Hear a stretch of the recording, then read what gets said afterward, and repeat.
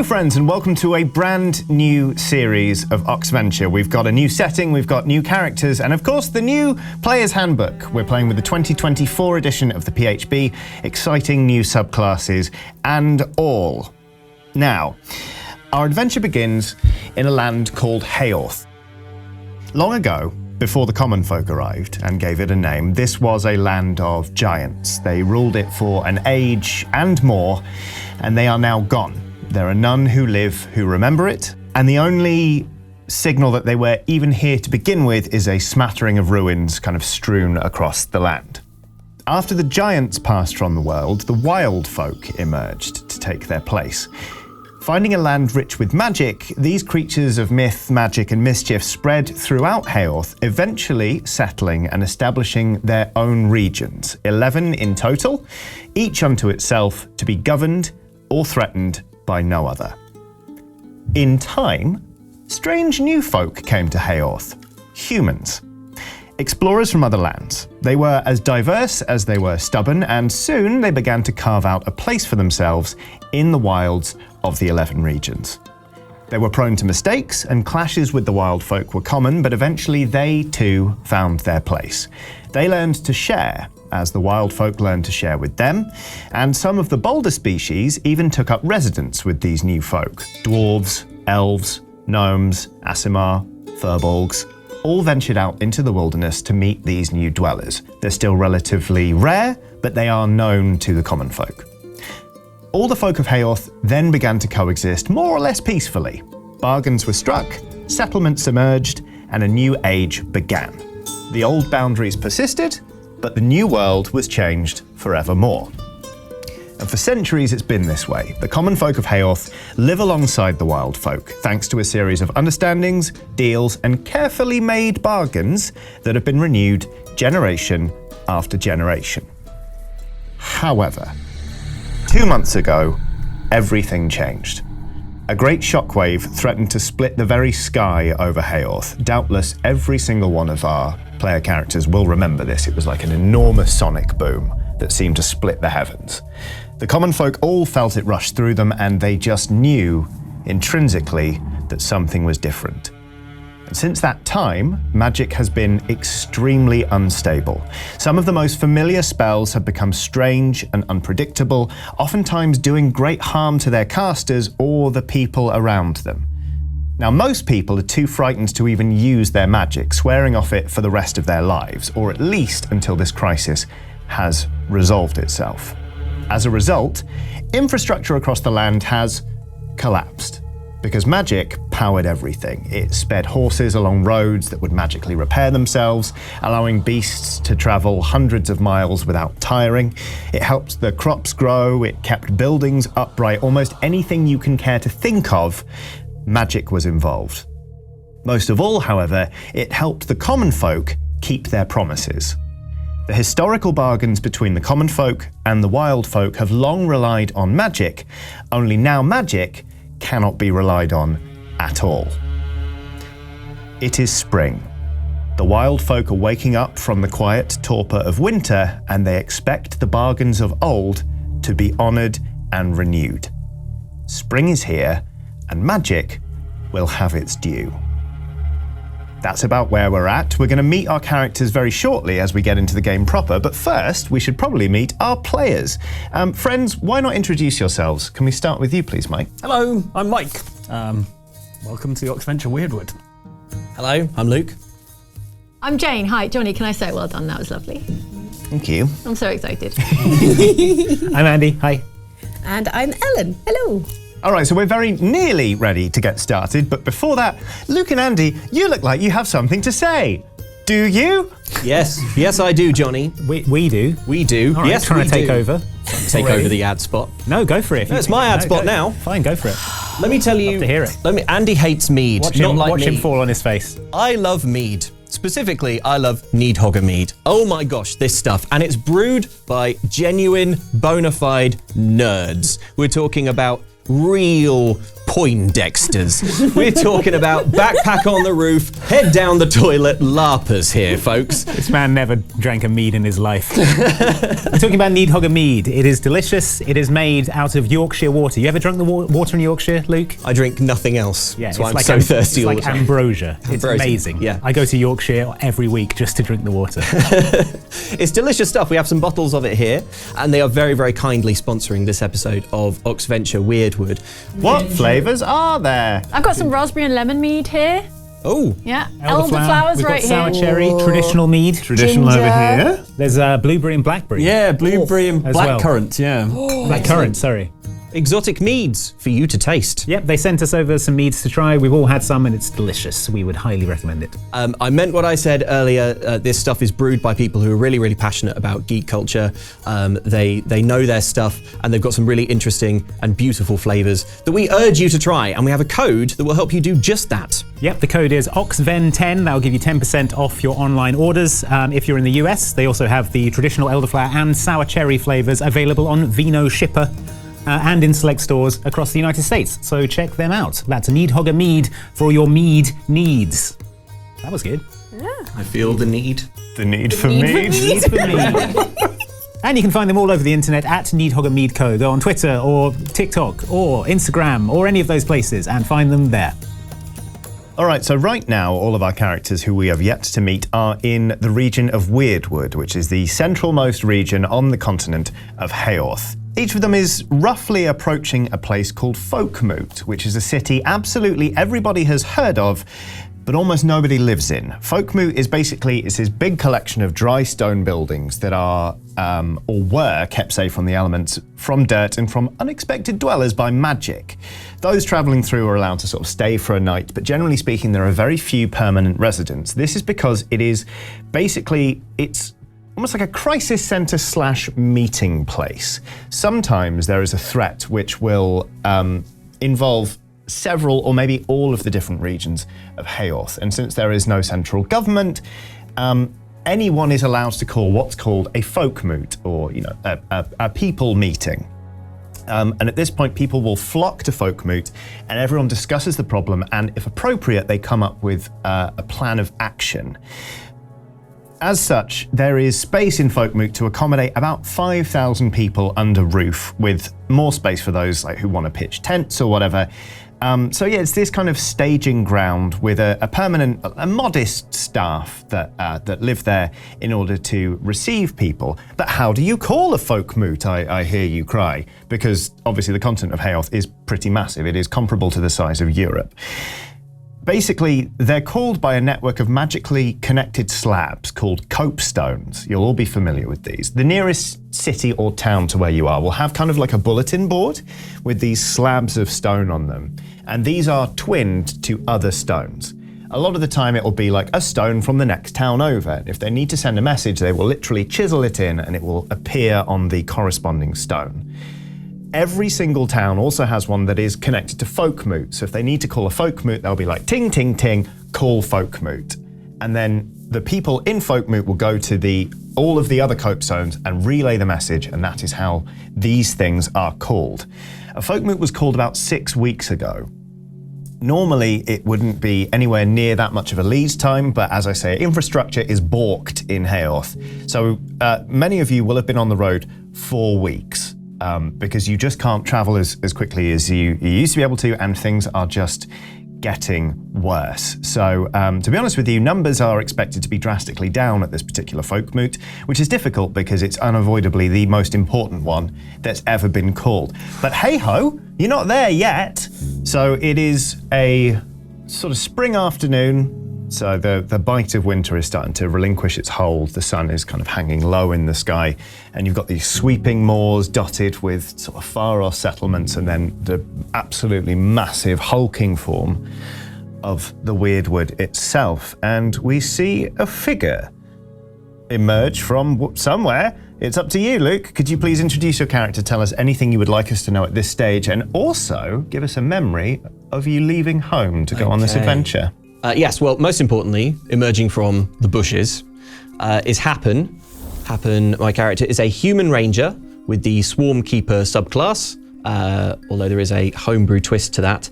So Happen belongs to an isolated religious order that live in the haunted forests of Wyrdwood, which is a region to the northeast on the continent, quite distant and very, very rarely travelled and sparsely populated. So the order that Happen belongs to worships a deity that they call Cadence, who is a luck goddess, and this order rejoices in extremes of luck, both good luck and bad luck, because both are equally pleasing in their view to Cadence. Love it. And also, surrounding Happen at odd intervals, you can see about 20 glowing, like, fey sprites. They sort of occasionally orbit him, perch on his shoulders, crawl around in his clothes. Sometimes they go invisible, but they're always just around. They're sort of like pale blue, they glow faintly, they have big eyes, many, many teeth. Sounds wholesome. Yeah, super wholesome. And as for a memory, when Happen left the temple in which he dwells, it was in the middle of a huge argument between everyone in his order, and that was the reason that Happen did leave, because order in the order was very much breaking down, and Happen has taken it upon himself to try and mend things by figuring out what the heck's going on. Delightful, thank you very much. We're going to keep going round the table for reasons that will become apparent. Jane. All right, yes. You see, disembarking from a longboat that has been sailing down the closest sort of river canal to the Folkmoot, you see a medium-height, humanoid-looking lady disembark. She's wearing light, rough-spun sort of robes, more rustic than fancy, but somewhat cleric-looking robes, I'm going to say. And as her travelling cloak kind of like shifts, you kind of get a glimpse of like there's a layer of light-coloured chainmail below the tunic, below the travel cloak, below the robes, and she appears to be human. If you looked a little closer, you might sense that she is, in fact, an Asima. She has like star-shaped freckles, and if she were to be wearing something sleeveless, you would see that she's got like a smattering of like white feathers across her upper arms and back, sort of like the sort of vestiges of like her celestial like heritage, if you like. She comes from the far western land of Fenfold, from a little commune, a sort of village called Langtree, quite a long time ago, because Fenfold is a long, long way away. She was being sent off by the village's great mother, who said, Willowfine, for that is her name, Willowfine, you must find out what's going on and bring magic back to our village, to Langtree, because without magic, we're nothing. Without magic, there can be nothing good. Nothing good can last. And and then so she left. Delightful. Andy. Hello. Yes, walking up the road, you see a man. He's called Robin Oatcake. He is sort of normal human size. He has quite unusual hair, like I've got here. It's half blonde, half dark. He's carrying a sort of little traveller's bindle with his lunch in it, and he's sort of just looking around in sort of wonder at the strange sights that he's seeing, such as a large tree, a paved road, those kinds of things. He's just a man called Robin Oatcake. Robin's memory of leaving home, for the last few months, strange things have been happening to Robin. He's been waking up in strange places. There have been unexplained fires, and people have been sort of disappearing around him. It's been a very strange few months for Robin. He went to the local apothecary. He's from a village called Wenlock in the east. Went to the apothecary, and the apothecary did cast the sickness out into a goat, but due to a series of misunderstandings, the goat ended up moving into Robin's house and sort of taking over the lease instead of Robin. So now with nowhere to stay in Wenlock and hoping to find some way of figuring out what's happening to him, Robin has now set out for the big city, hoping to find someone who can help. That all sounds like it's probably going to be fine. Ellen. Okay, so stumbling slightly ungracefully out of a traveller's coach, having been on an extremely long and bumpy journey that she is entirely not used to. A very otherwise glamorous looking elf comes out in a kind of like radiant looking blue dress, teal blue dress with vastly impractical sleeves, but imbued with lots of silver details. And she stumbles out, and she is part human, part elf. But there's something else that is, stands out and isn't usually found on a part human, part elf. And it's a pair of ram's horns that she doesn't look particularly happy about. She's got a purple traveller's cloak that she's constantly trying to kind of pull over the horns and hide, and just kind of frame her face as nicely as possible. She's obviously, within the magical arts, a wizard. And she carries her spell book in a small kind of purple leather satchel that she has swung across her. But she keeps the book hidden. She doesn't have it like when some wizards have it on a strap so that people can see it. She sort of like hides it, and she just has a stone pendant that she seems quite protective of. Her last memory before climbing into this awful carriage that she can't believe she had to sit in is back where she is from, in Metansay, is a port town, thriving businesses, and her family for generations have looked after the gold, the money of the people of that region. But when magic went all weird, all of the magical spells and things that they had in place went wrong. These happened when someone shouted at her, one of her very, very angry customers shouted at her, and suddenly she sprouted these.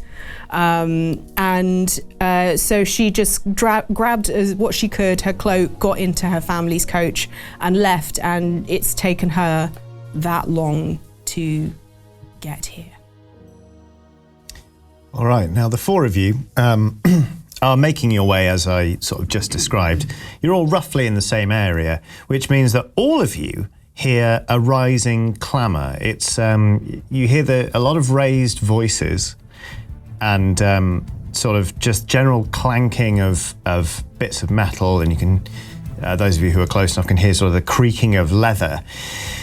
And if you care to look, you would see 10 men, all of them armed, all of them clearly agitated and almost certainly meaning harm to our final character, who is, well, running, presumably. But apart from that... At speed. His name is Lug. He is a Firbolg barbarian with the Wild Heart subclass. Likes nature, dislikes being described as a Firbolg, which people tend to do. Feels like a slur. And he is a denizen of the Wyrdwood itself, lives out in the woods.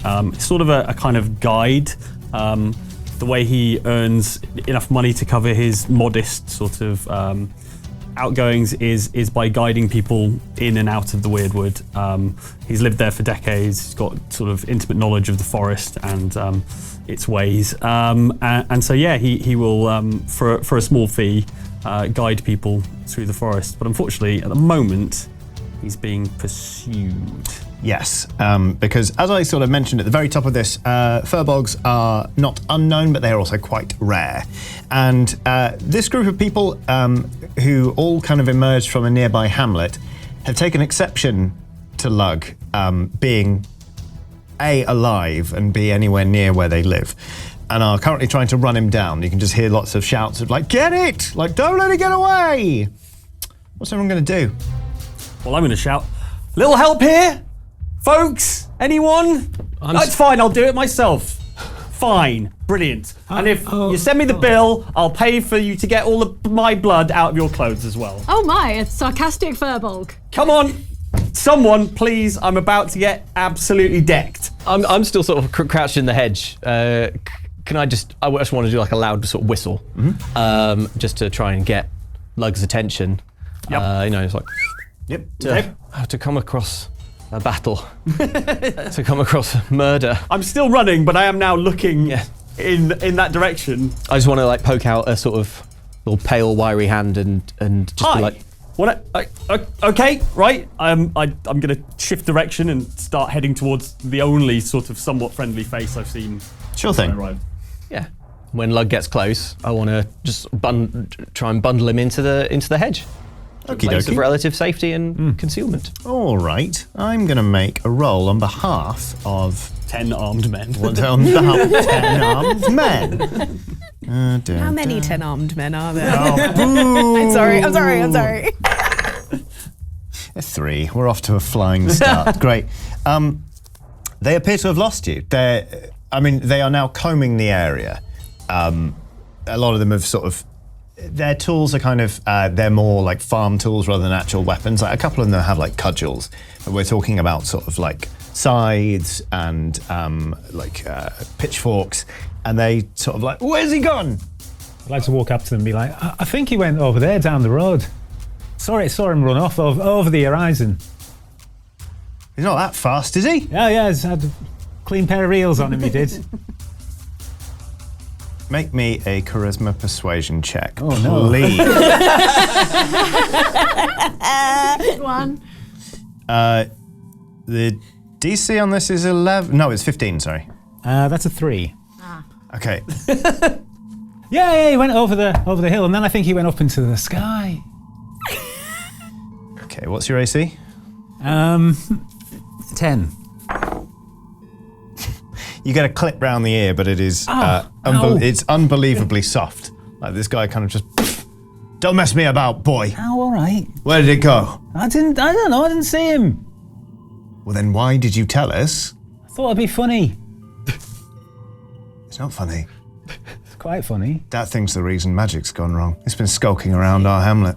I'd like to step between this fella and this lad. I didn't realise he was the reason magic's gone missing. What did you say about magic? Listen, we saw that thing, wherever it's gone, skulking. Furbolg. Yeah, Furbolg. We saw it skulking around our home. Okay. It's unnatural, it is. Magic's gone wrong, and then things like that start turning up. No good will come of that, I tell you. We've got to kill it. It was a And then while everything ago. will go back to normal. It's a while ago. Has he been skulking around for months, has he? Who knows how long it's been skulking around for? That's why we must find it and we must kill it. All right. They're gonna start. This guy is talking. The other ones are looking. They haven't found you. They are just like still combing through kind of the brush. I kind of picture you being on the border of the wood. They haven't found you yet. They are going to keep combing the area. To have. How many are there? How many? 10. 10. To have 10 men try and murder you. What terrible luck. Praise Cadence. I want to just be in this aura. Okay. Yeah, it's deeply satisfying to happen. Okay. Right. What would you have me do? Well, let's stay quiet for the moment, maybe. Less praising, perhaps, just for the moment, until they maybe get bored and wander off.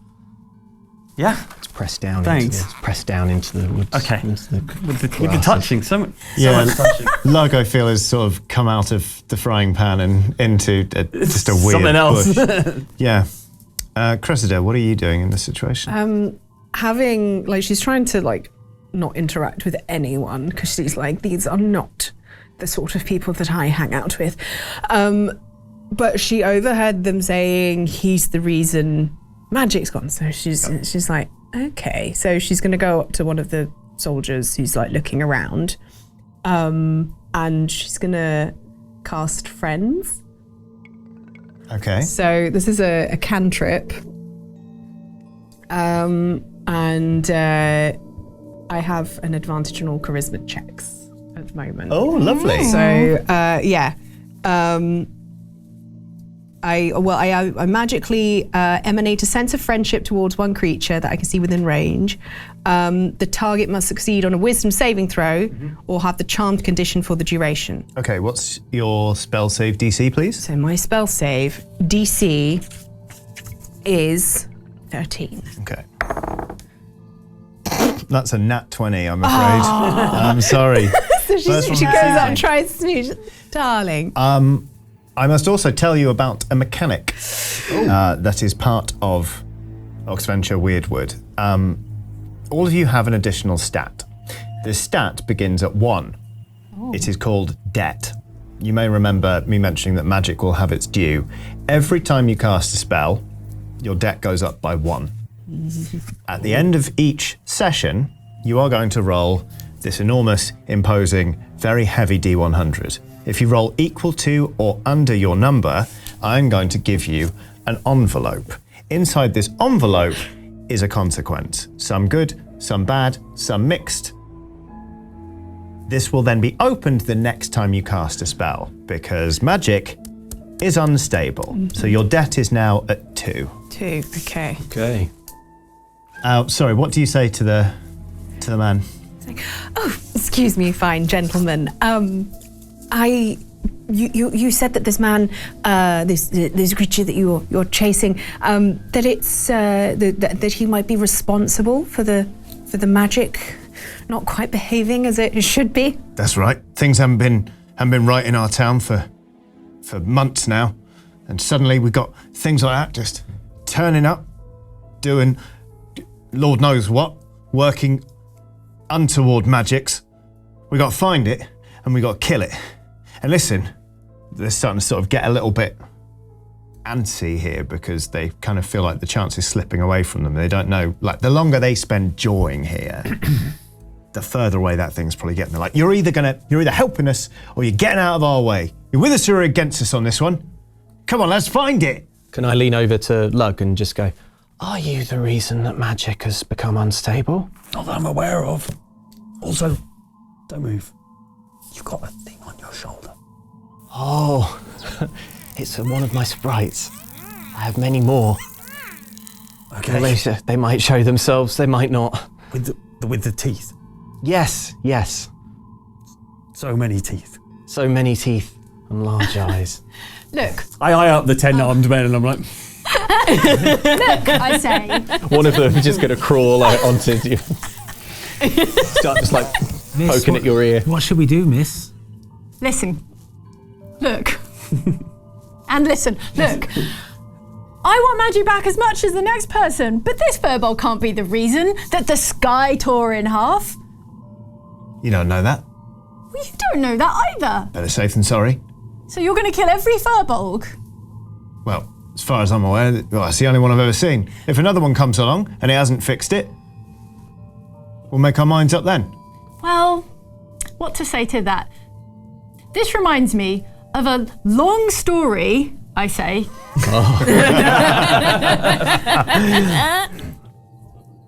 I think Robin saw the bush that they went into. Okay, so sure. I'm going to be like, just going to go over and check this bush over here, help out looking and that. Okay. Yeah. So Alright. I'm just going to be like, Like I said, the origin of furbolgs, I imagine they are escaping at minute. yanked into the bush, apparently. The origin of furbolgs is a long and interesting one. Why have you yanked me into a bush? I was trying to cause a distraction so you could get away. We're hiding. And Yeah, obviously.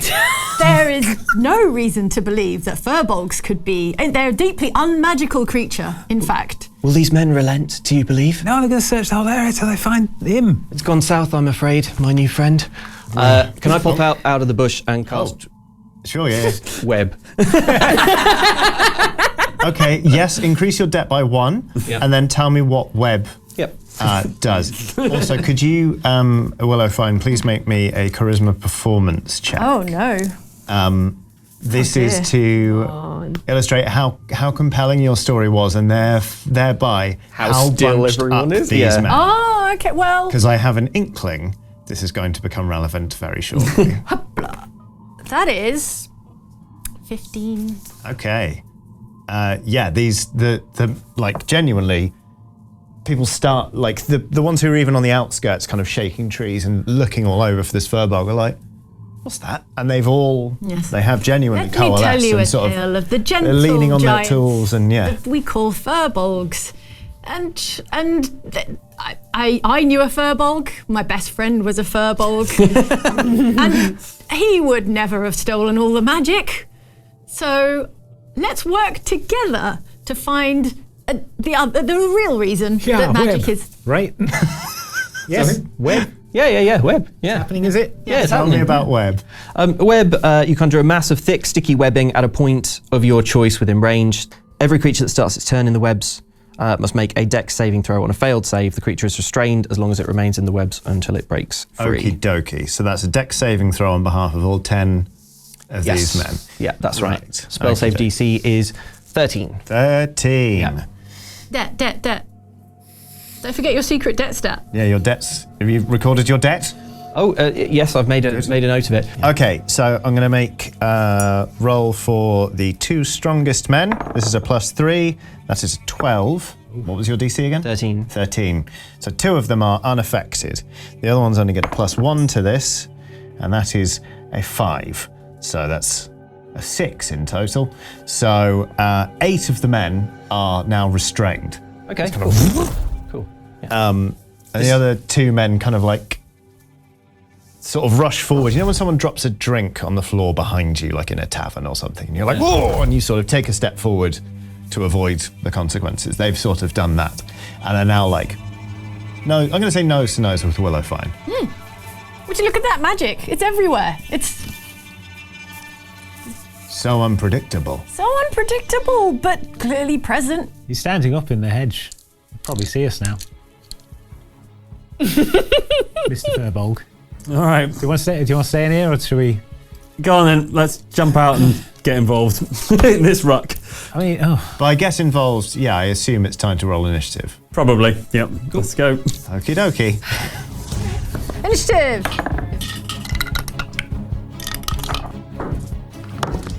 Okay, Lug, 16. Happen. 6. 6 for Happen. 15. Robin, 3. okay, and Cressida. 4. Wow, overachievers table. All right, the 2 men who escaped the web rolled an 18, so they're going to go first. One of them has kind of like a sickle in his hand, and he is going to go straight at Happen. Actually, he's got a pair of sickles, and he's going to huck both of them at you. He's just going to like... Okay.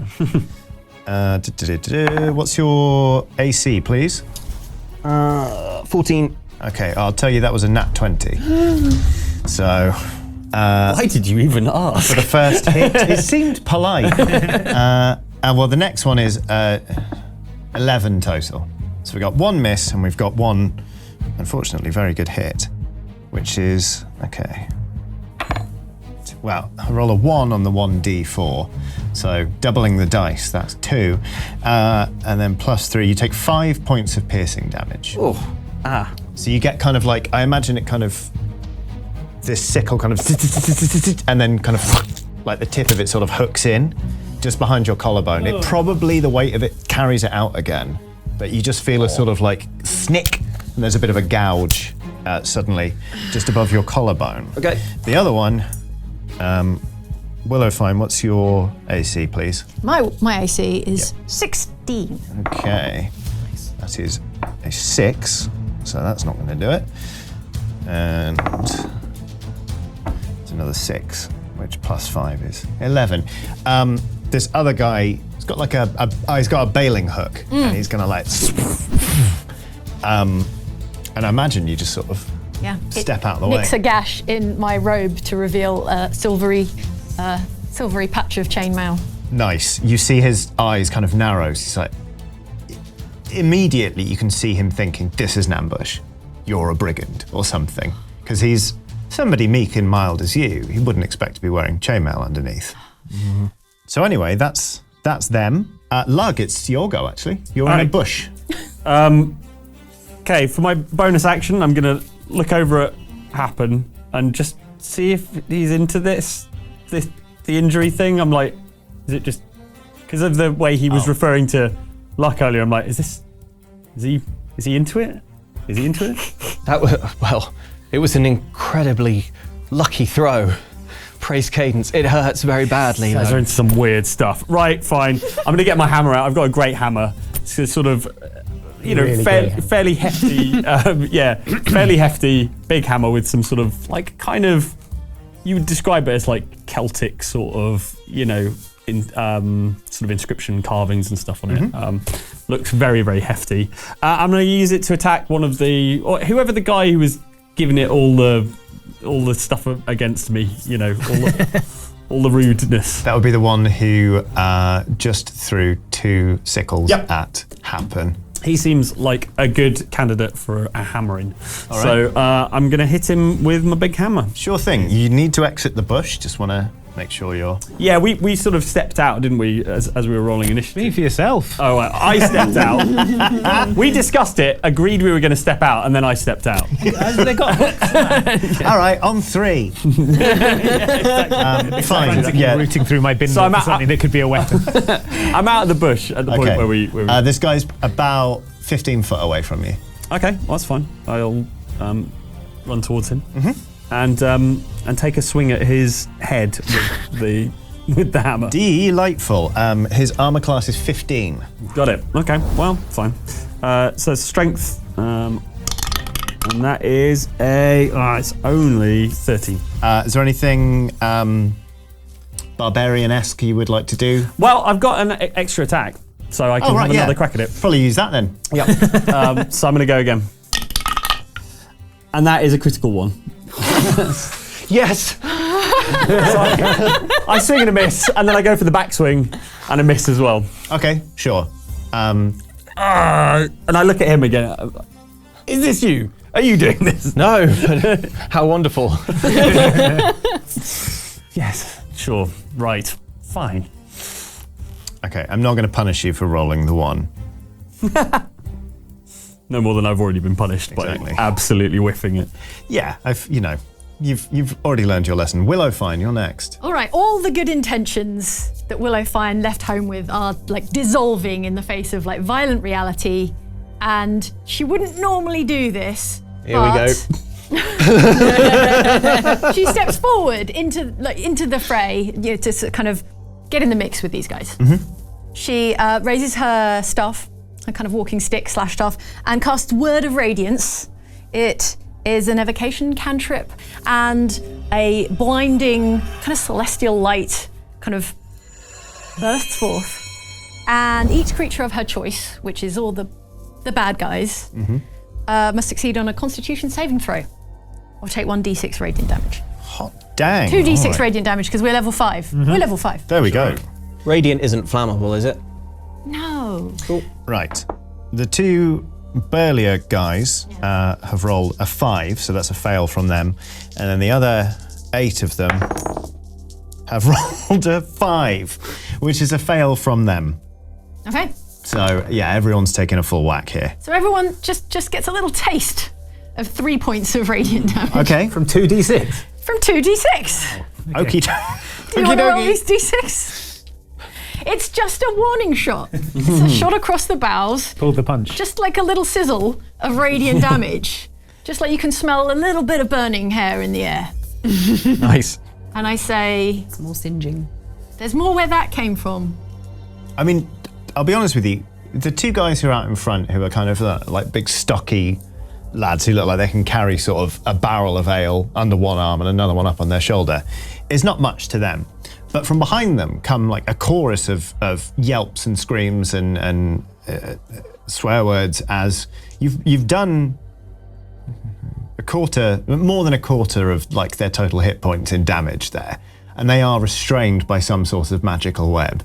Oh yeah. They are not having a great time. These Probably didn't need to actually hurt them, didn't I? They were restrained, but what's done is done.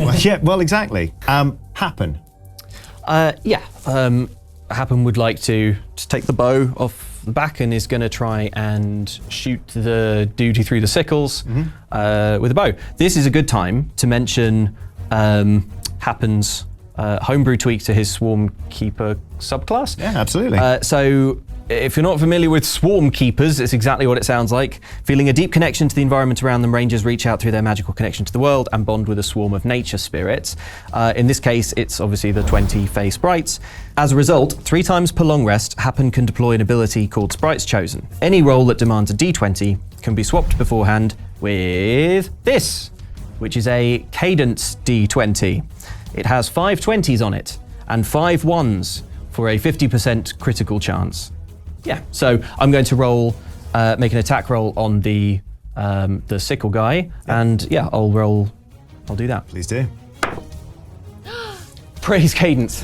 It's 20. Okay, all right. Roll damage and double the dice. You'll remember I said to Lug, I won't punish you for rolling a 1. I hope you know that with that die, all bets are off. Like, if you roll a 1, I will be punishing you. Yeah, of course, yeah. So, And Happen will be into it. Happen would like nothing more. Yeah. Praise Cadence. Cadence, look, Just Cadence, making sure we're all on the same page. Cadence is loving it. You luck pervert. And that's our first t-shirt. Fine. Okay, so it's 1d8 plus 3 piercing, so that's 4.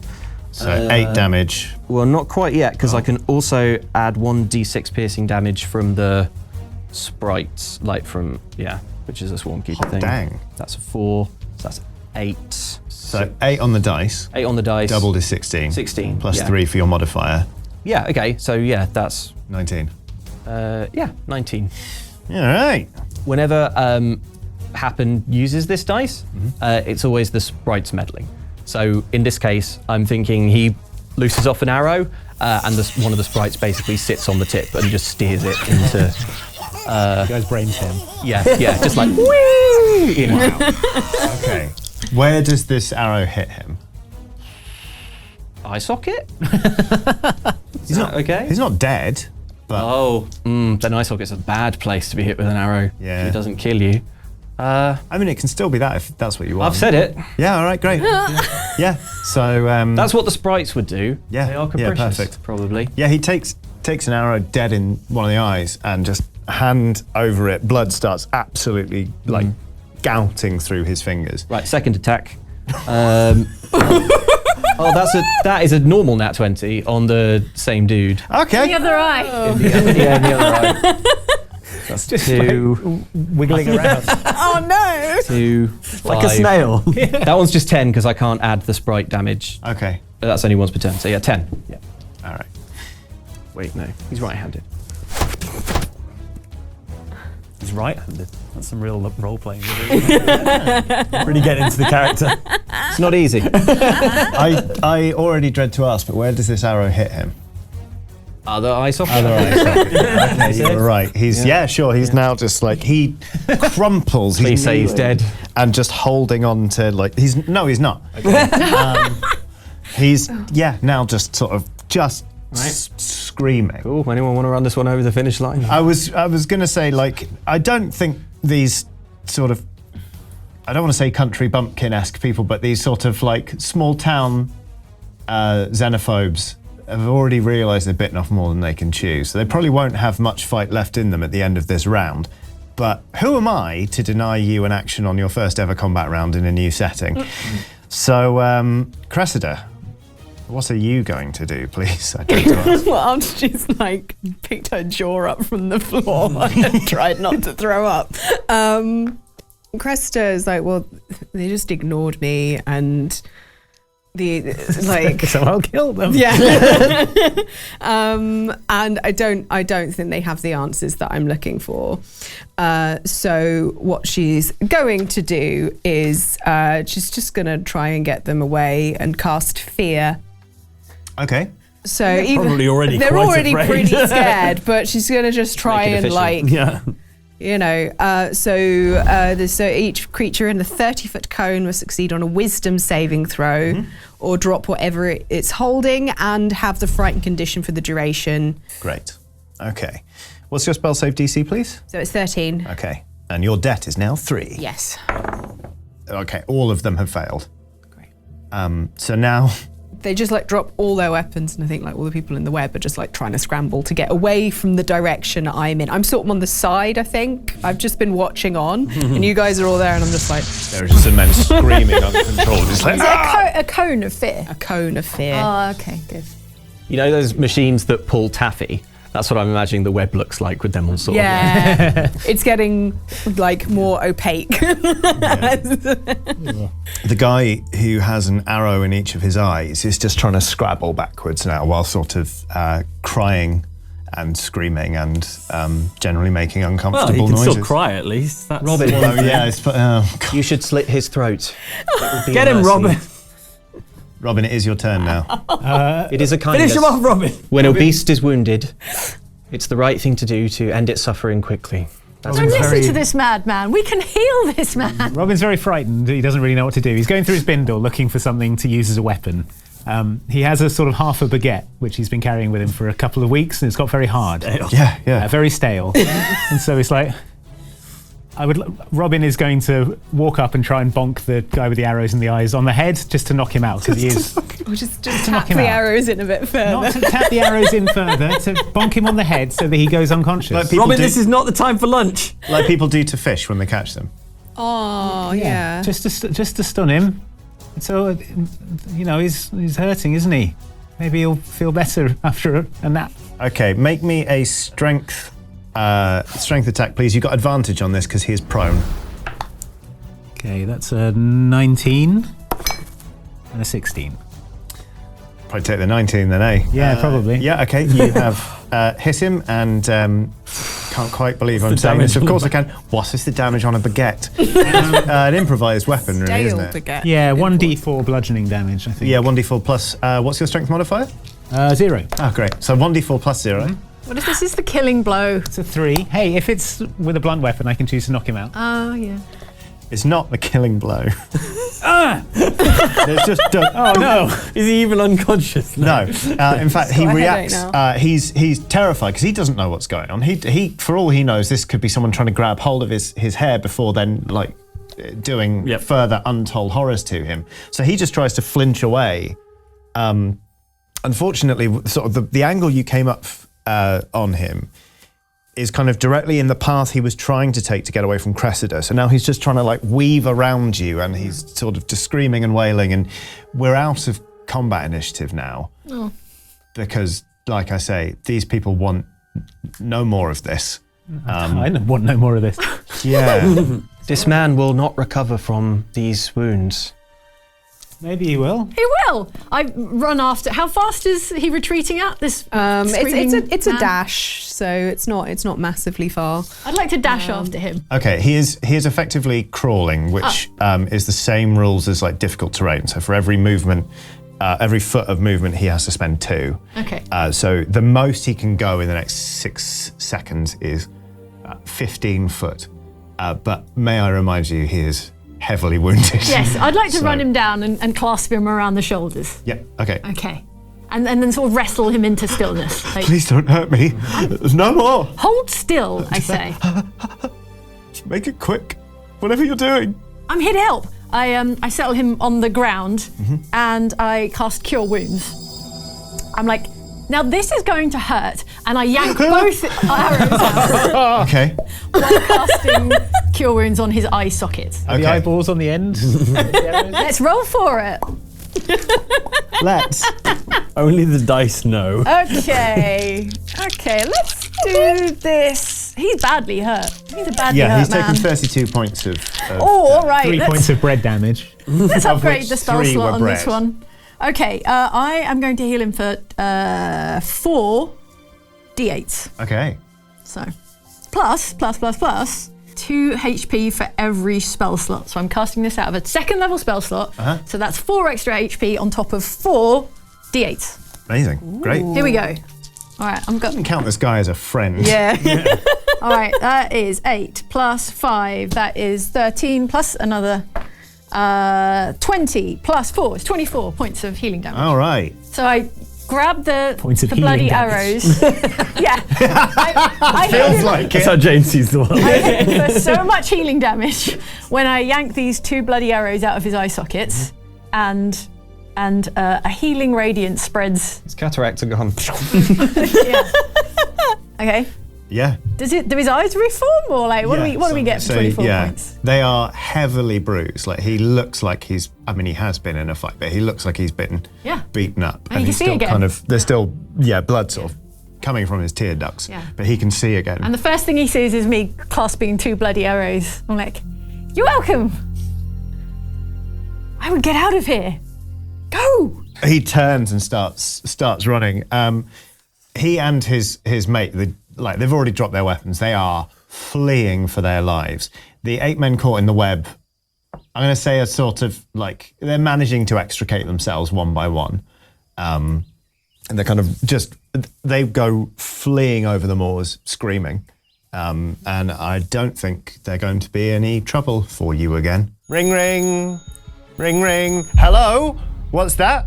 There's a whole plethora of quality Oxventure merchandise available now, and I can get that merch from store.outsidexbox.com, and I should open my phone. Wow, what a quality set of Loot Lake inclusion dice. I will use these in games of Dungeons and Dragons. What about you? What will you be rolling? Will you be rolling these dice? Not if you don't go to store.outsidexbox.com and get them, because that's where they are. Enjoy. Oh, hi there. You're about halfway through the first ever episode of Oxventure Wyrdwood, and hopefully you're enjoying it. If you are, or even if you aren't and you have a bone to pick with us, go to patreon.com/oxclub. That's the URL. OXCLUB. That's the one. There you go. Patreon.com. And you can find me and our lovely producer, Zach, talking all about some behind-the-scenes stuff with Oxventure Wyrdwood. It's a lovely series, we think, called Unwinding Wyrdwood. I'll see you there. You'll enjoy it. I think these are yours. You shouldn't hurt people. Thank you. That was incredible. Yeah, thank you, everyone. That was incredible. Weird, but incredible. What did you do? Why were they chasing you? Nothing. Nothing. Literally nothing. I was existing. He's just very unlucky. Yeah, you two know each other. You seem very familiar. You seem very close. One of us is very familiar. The other one less familiar. This is the unluckiest creature I've met on my long travels. Great. I believe I am fated to follow you. Got it. Brilliant. So we're hanging out now, are we? I think that is Cadence's will. Right. You all headed to the Folkmoot. Yes. Yeah, I was Good gonna. idea. We could walk in together if you want. What about you? Are you lost? Are you coming to the Folkmoot? Yes, I'm hoping to get some answers there. Are you also hoping to get some appropriate shoes? You should not be dressed such in the wilds. I will dress how I please. Thank you. Fair enough. Yes, I don't think you're the only unlucky person around here, sir. I'm looking to try and reverse my misfortunes at the hand of all this magic not quite working how it should do. Yeah, I think on balance, Well, have you got definitely horns? more unlucky than me. She's like, she's like, dang, the cloak's unforced. She's got horns. Why have you got horns? Oh. Well, that they are, I suppose, a present from whatever happened, and a client of mine who was rather annoyed at me for losing all their money. I like them. They suit you. I don't. Oh. I'm doing my best. I've got 2 things I need to do. So try and get the vaults that my family have owned for generations working again, and get all the money back in it, and get rid of these things. So 2 things to tick off. Okay. So Have you got any food? Sorry. Yes. Any food? It's just this bread. Quite hard. Yes, I have food. I've got I think I've got a traveller's pack. I think it's got rations in it. Sure, yeah. Yeah, it's like strips of dried meat and stuff from, weeks of hunting and travelling. Thanks. Much obliged. What was your name? Happen. Nice to meet you, Appen. I'm Robin. Nice to meet you, Robin. And what was your name? I'm Willow. Healer. Fine. And you? Like, Hug. Hi. A pleasure. Cressida Blackwater. You might have heard the name, maybe? That's a long name. I think I'd remember a name like Cressida Blackwater. Very fancy. yeah, no idea. I live in a forest. We don't get much, news on my forest. In fact, the only reason I know about this is because people were passing through the forest and mentioned it. We should hurry, or we'll miss the Folkmoot. You named after Cress. I am not. It's nice in a sandwich.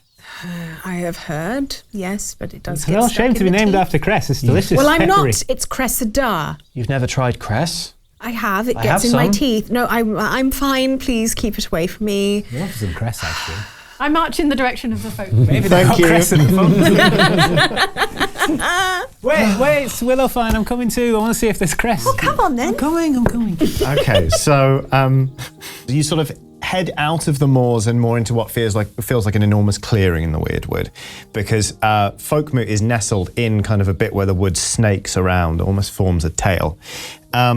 And Folkmoot is bizarre. It looks like a ghost town because effectively it is one. There are lots of sort of long dormitory halls. As I said, all of the walls are kind of dry stone, so sort of the thin bits of like slate just slotted together painstakingly to be incredibly strong and to last for a very, very long time. You do kind of notice that actually they are starting to show some wear and tear, which from what you've heard of Folkmoot is unusual, but of course everything's unusual right now. So you've got no problem chalking that up to basically the magic spells that keep this place upright not working so good. As you head in, you see other people have sort of have joined. There's sort of really the numbers are pitiful. There's at most 200 people here from across the entire continent of Hayorth. Have you ever seen so many people? Never. Not me. This is nothing compared to the ports. Wow. I live in a forest. What do you want me to tell you? Don't see a lot of people. Yeah, there you go. Yeah, for 4 of you, this is a mind-boggling number of people. I think Cressida, you're like, oh, we're in trouble. Yeah. You see some people moving around the place, and they have trays on which there are sort of bowls of thin, watery soup with some vegetables in it, and sort of heels of bread. And they're kind of circulating and welcoming people, and they appear to be staff. They're part of the acolytes who live in Folkmoot year round. And moving among their numbers, kind of like saying a little word here and there and sort of placing a hand on people's shoulders and thanking them for coming, is a woman in the same kind of robes. It's more her bearing that gives her a sense of authority. She's got like iron grey hair. She's got quite a deeply lined face, although kind of you can tell from around her eyes and around her cheeks, the lines are more of laughter than of frowning, which is always a good sign when you're in a place like this. And as you approach, she turns to you and says, more people, thank goodness. Welcome to Folkmoot. My name is Agnes. I'm the Folkmoot Elder. It is my pleasure to welcome you here. Is the soup free? Yes, of course. She gestures and that, Chris. over. Soup's free. A young man kind of steps up. He sort of bows to Agnes and then kind of offers you all some food. Let's dig in. Yeah, I'm not. I'd heard tell of the city, but this is incredible. Can I make a small retcon? Yes. Earlier when I gave Robin some food, I still want that to have happened, but I forgot that one of the tenets of Happen's order is that you're not supposed to carry more than 1 day's food on you ever, because it's sort of like it's too much like trying to manipulate your chances of surviving the next day. It's like it's trying to take control of luck, and that's you're supposed to surrender to it. So Sounds well adjusted. so you did get food from me, but it was fresh. All your food. Well, yeah, I suppose it probably would have been most. We got soup now, Happen. Fantastic, wonderful. Do you have anything else available? Oh my God, it's got carrots in it. I could see what we have. What do you mean? Something? Just a little bit more substance, maybe some, fresh fruits and some. I know. We had this wonderful thing at home where we would get pineapple and we'd carve it into like swans. Anything like that? What's a pineapple? What's a swan? You shouldn't carve anything into swans. They are vicious creatures. I'm afraid this is about the best we have, really. We've used the last of our dry stores. Okay, thank you. You're welcome. Best soup I've ever eaten. It's pretty good, actually, to be fair. Carrots. Hearty fare. What are we, lords? Most certainly are not. She says that under her breath. Please make yourselves comfortable. I will show you to our dormitories where you will be staying overnight, and the moot will begin shortly. Why has magic broken? Oh, yes. Wanted to ask that too. Well, that is what we are here to discuss, because right now, I'm afraid, we don't know. Hopefully, the answer will come from somebody here, and we Oh, and this again. can... Sorry, we just had a thing with a bunch of guys. They were blaming me for the magic thing. Oh, no, we seek not to ascribe blame. We more Good. hope that, as in times past, the people of Hayorth will come together and work out what is going wrong and come up with a plan of action that will benefit all of the realms. That sounds much more reasonable. Yes. You must be weary from your travels, I sense. Pretty tired. I'm Robin. A pleasure to meet you, Robin. Nice to meet you. I'm Agnes. So, did you say there's a dormitory? We don't have to sleep outside? That is correct, yes. In fact, I'm sorry to say we're going to have rather a lot of space for you all. I'll show you myself. If you'll follow me, I believe you're the last to arrive for the moot. She shows you into, she pushes open a sort of heavy wooden door, and there's sort of a very long hall with just sort of fairly simple, like disgusting, vile, awful, unthinkable pallets for you to sleep on, with sort of bedding and stuff like that. You know, it's kind of, it is very functional, but these are clean, dry beds for you to sleep in. How many to a pallet? One. Are there any? Yes. Get our own pallets. Are there any private quarters?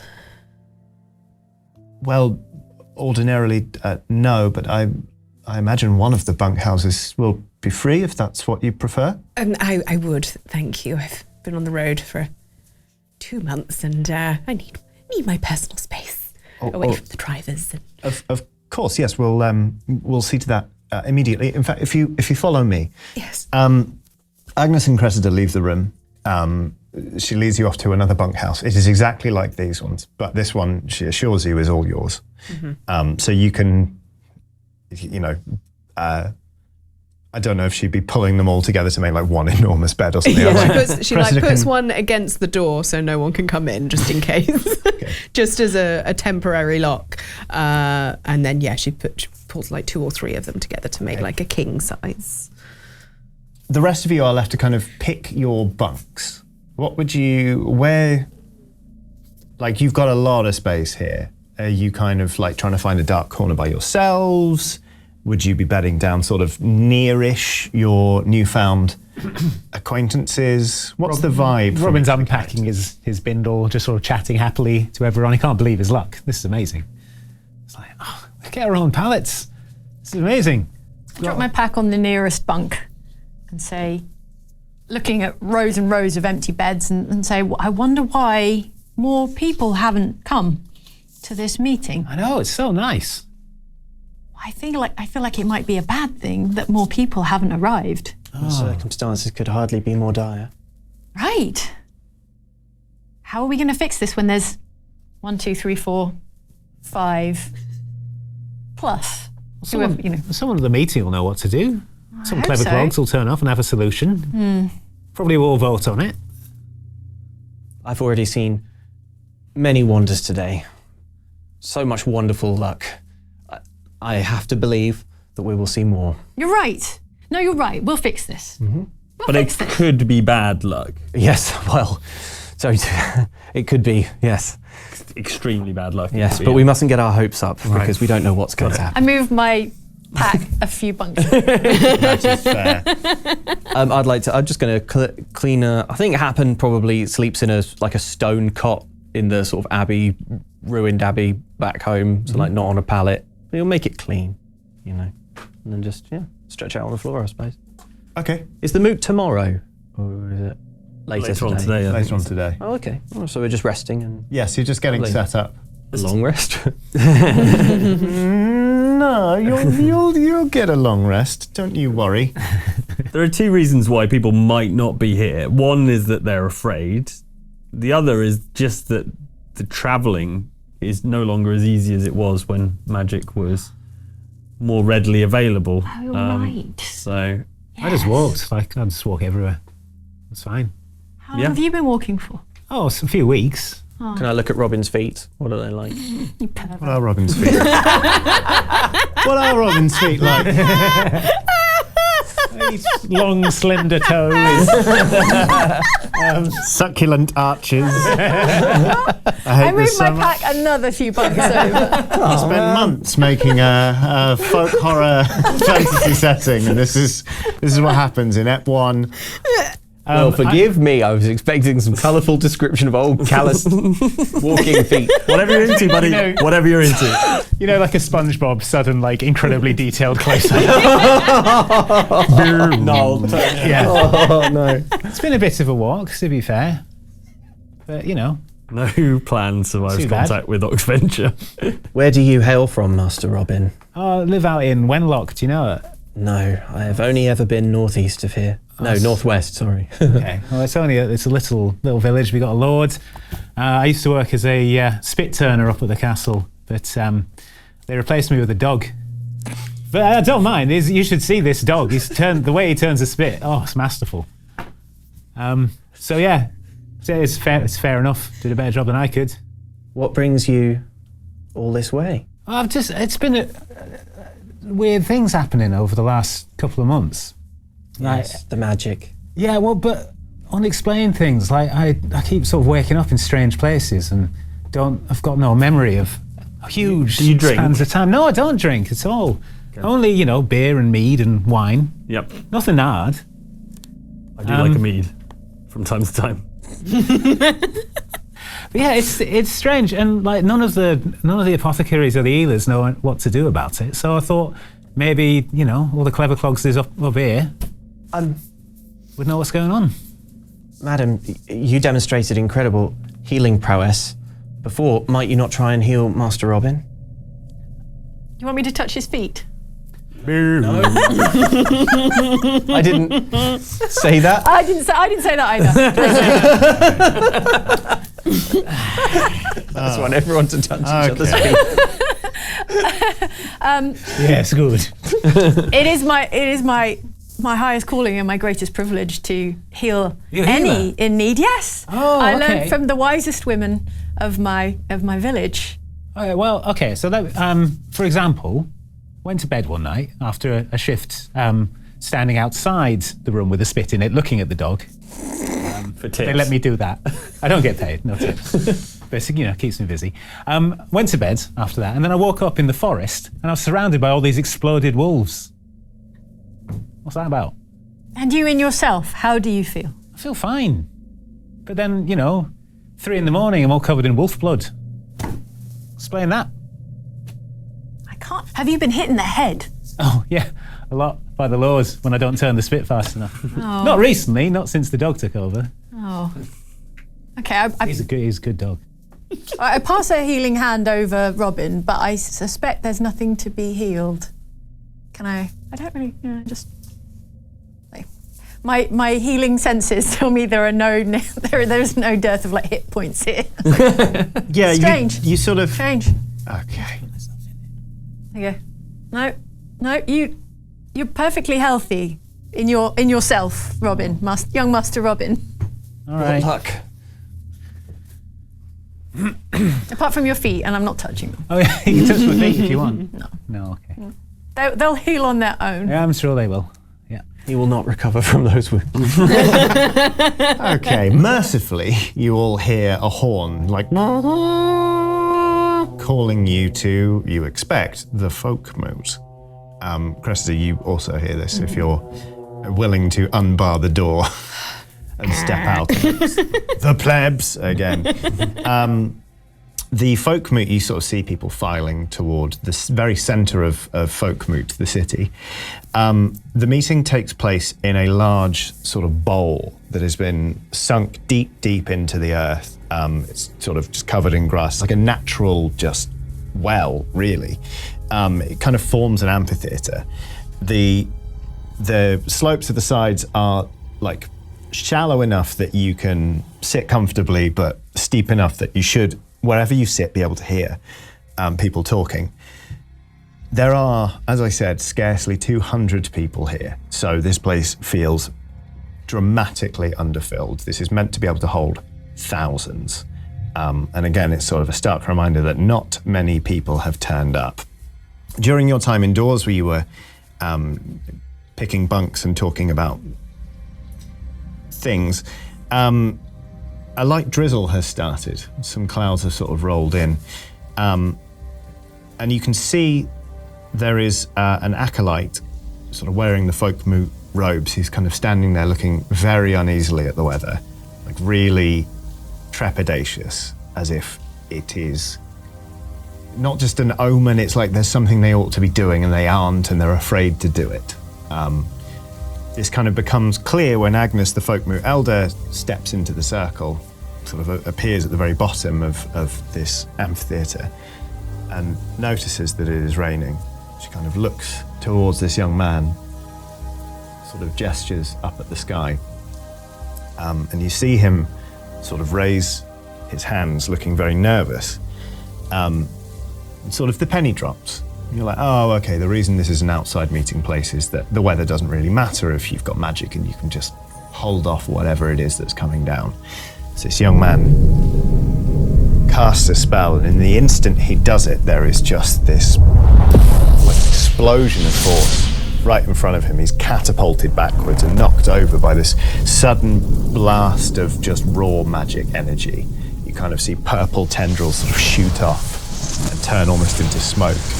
And then you see blooming sort of these blossoms of blood on his robes where he's clearly been injured. He's alive and he's conscious, but he's just sort of moaning and insensate.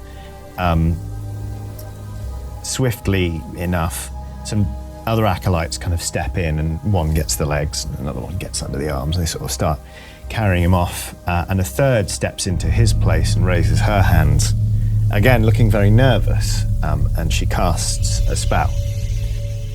And you see relief flood her features as it goes off as planned, and sort of you can't really see it or even sense it, but there is a dome formed over the very top of the amphitheatre that is keeping off the wind and the rain, and suddenly your hearing becomes a lot clearer in this space as Agnes kind of looks at the young man being carted off, presumably to a healer. And she says, that's a stark reminder of why we're all here. My friends, magic has changed.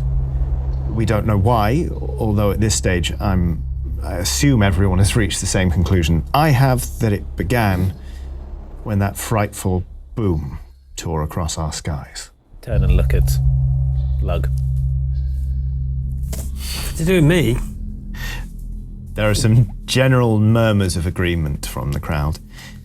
She continues, 2 moons on, it is clear that the crisis is only deepening. Most people are too afraid to use their magic, and it's difficult to blame them, but without action, things will only get worse. And so I welcome you all to Folkmoot. My name is Agnes, I'm the Folkmoot elder.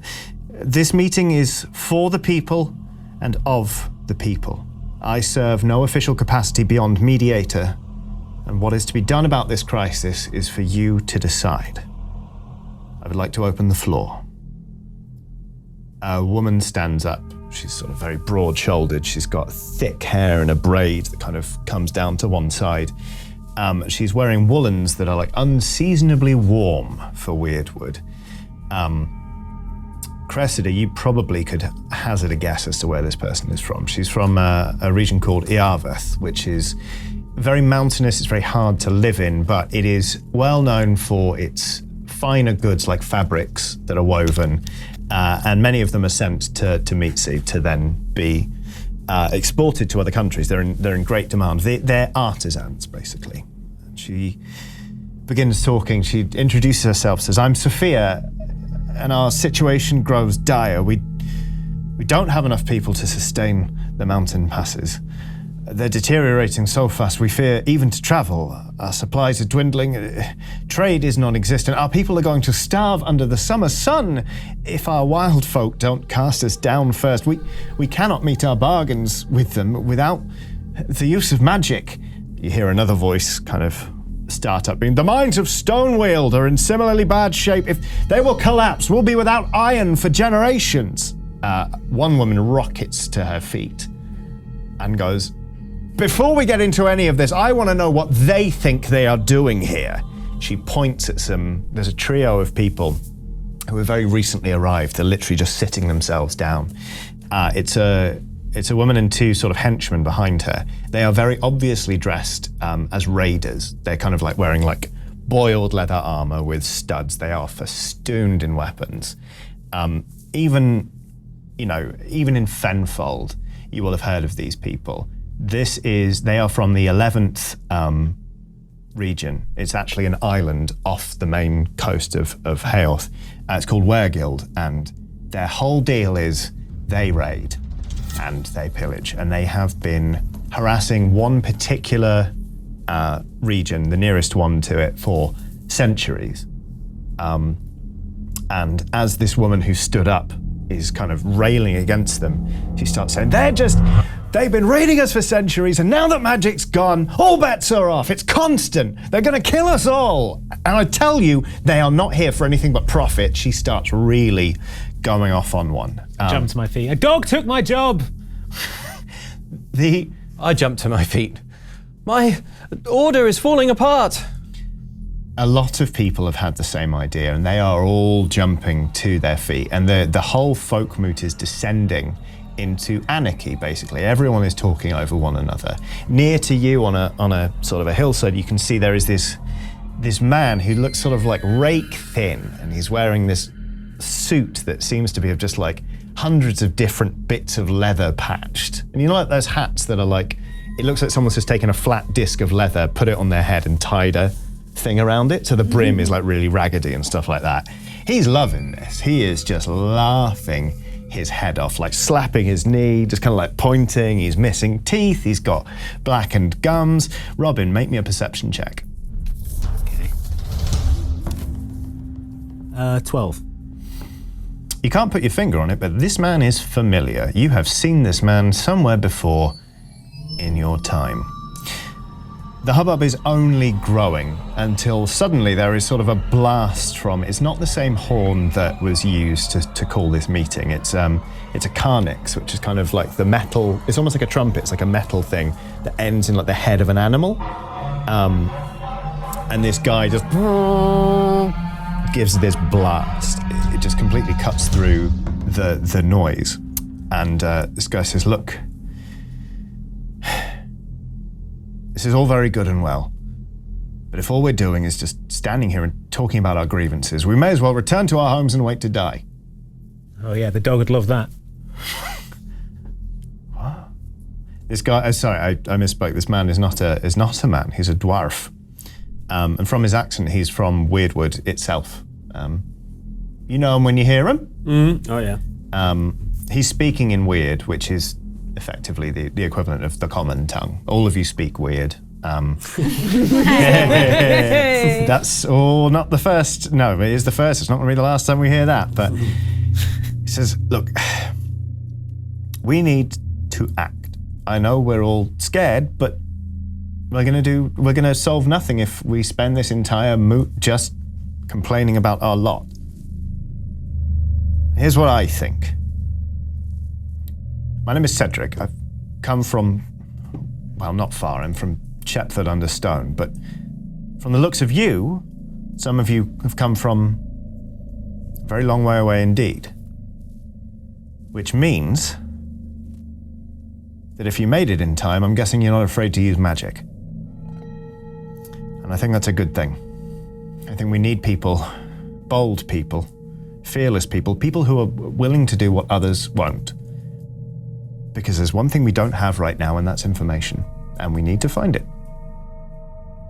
It's almost like we need to have a Folkmoot about the Folkmoot we're going to have when we know what's happening to Hayorth.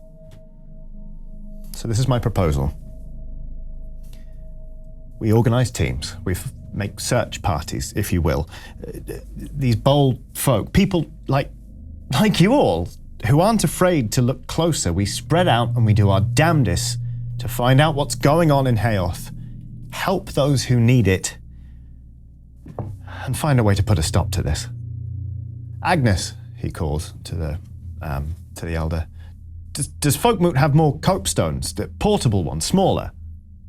She kind of nods. Yeah, sort of cottoning on to what she's picking up what he's putting down. It's like, right, we form teams. Every team stays in touch with Folkmoot, so we're all connected in a way, and we can cover more ground that way. And the sooner we find out what's going on, the sooner we can stop all of this.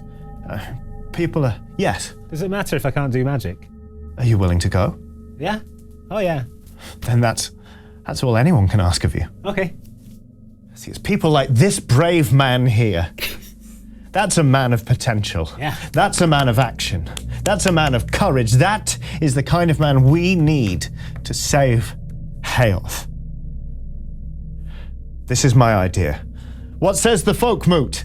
This is the first of two sort of call and responses. It's basically all in favour, yay, say aye. All opposed say nay. It says, what says the Folkmoot? There is a general like, Aye. what says the Folkmoot? And there is sort of just one dissenting voice. Hear a man go, nay. Let that horse in here. God. Shoot, get out of it, you. Robin, you Die. no. Okay, good. just in the very The disease neither named nor understood. your head pops off. Make a new character. Take your time. You even just in that short utterance, you recognise the accent on this guy. He's from the same region you are, which is called Galeafold, which is to the east, and it is full of zealots. This guy stands up and he is wearing sort of some robes of a very strict religious order. You don't know too much about it, but you know that they are inquisitorial and to steer unpleasant. clear. Yeah. He goes,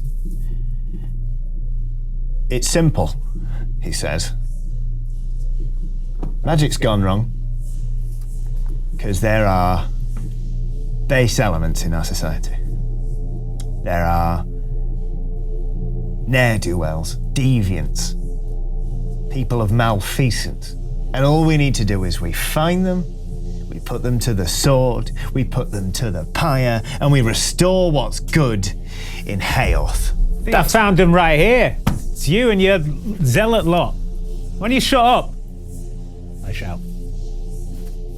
Make me a charisma performance check, please. It's a 9. Okay. The crowd does, basically, the crowd does start shouting this man down. They're like, silence, people. The moot has spoken. You definitely sort of got this ball rolling, but you do not get the sense that people are behind you specifically. Sort of all of the dwarf being like, this man is a man of action. This man is, you should admire him, etc., etc. That good feeling in your tummy you had before is sort of, someone's poured cold water on that. Oh. Yeah. Sorry. That's right. Okay.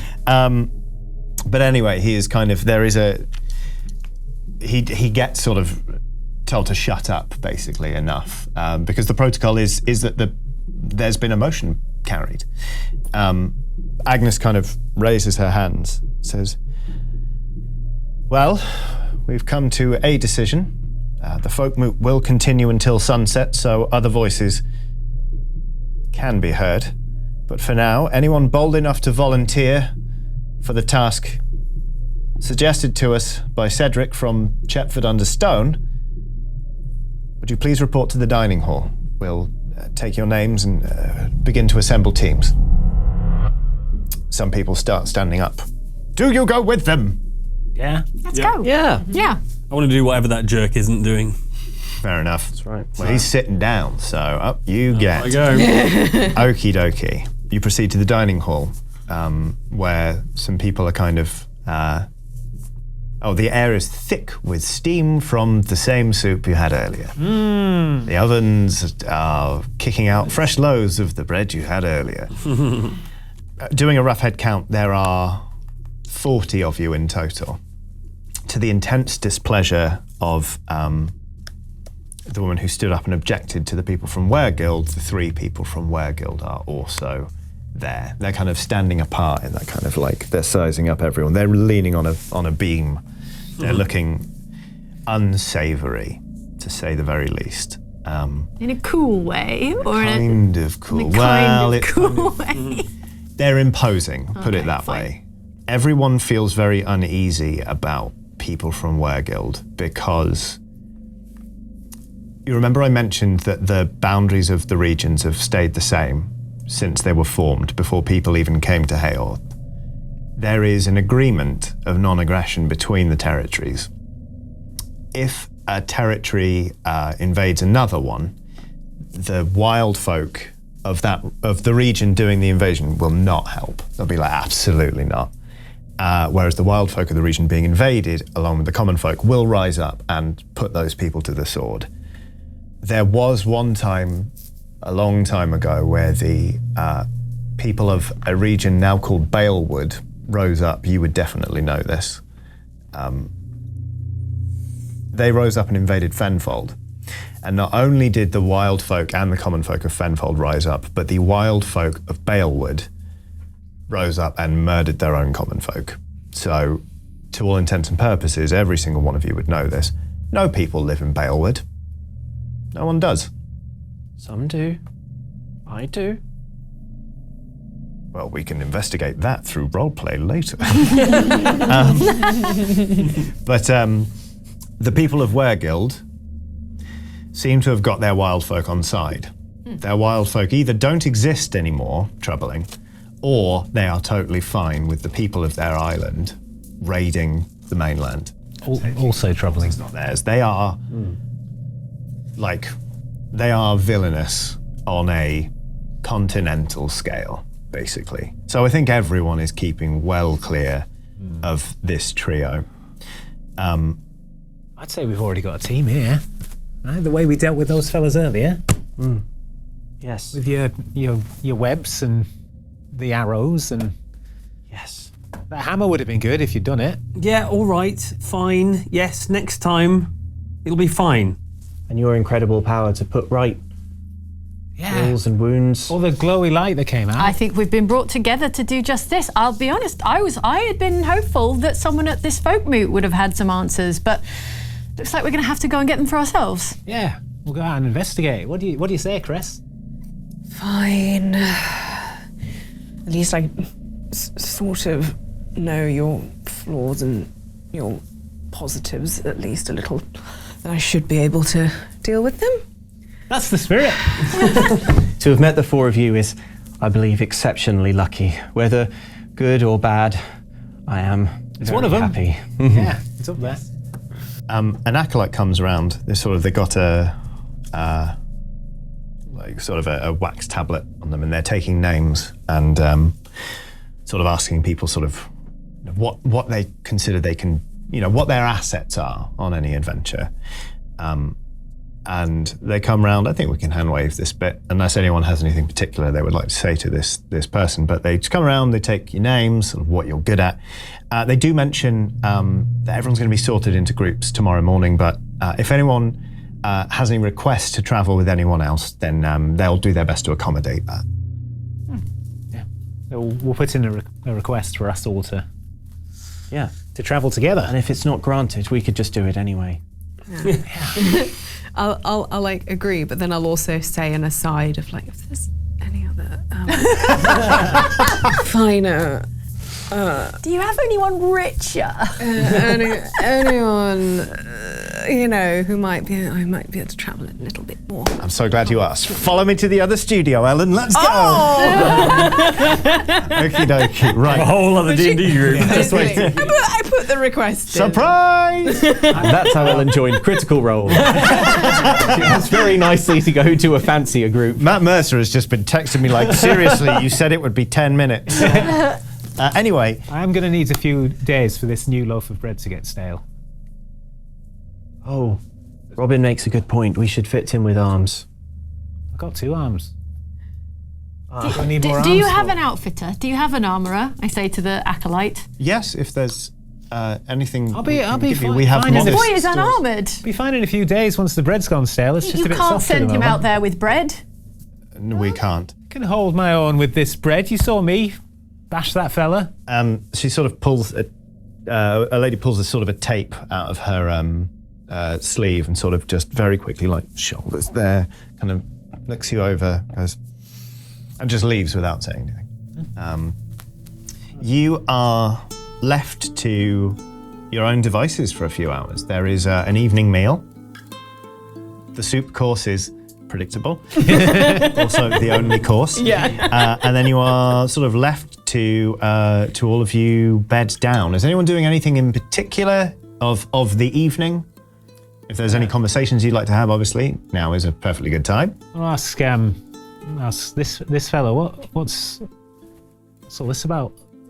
What's all what about? No, I've never seen anyone looks like you. I was just wondering what's your Firbolg. deal? Yeah.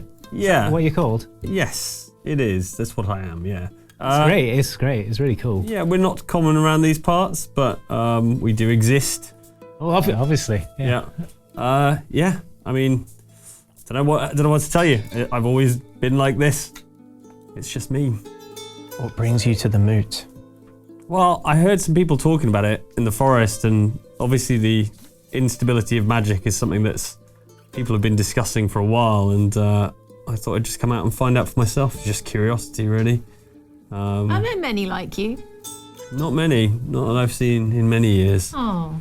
But yeah, I keep myself to myself for that reason.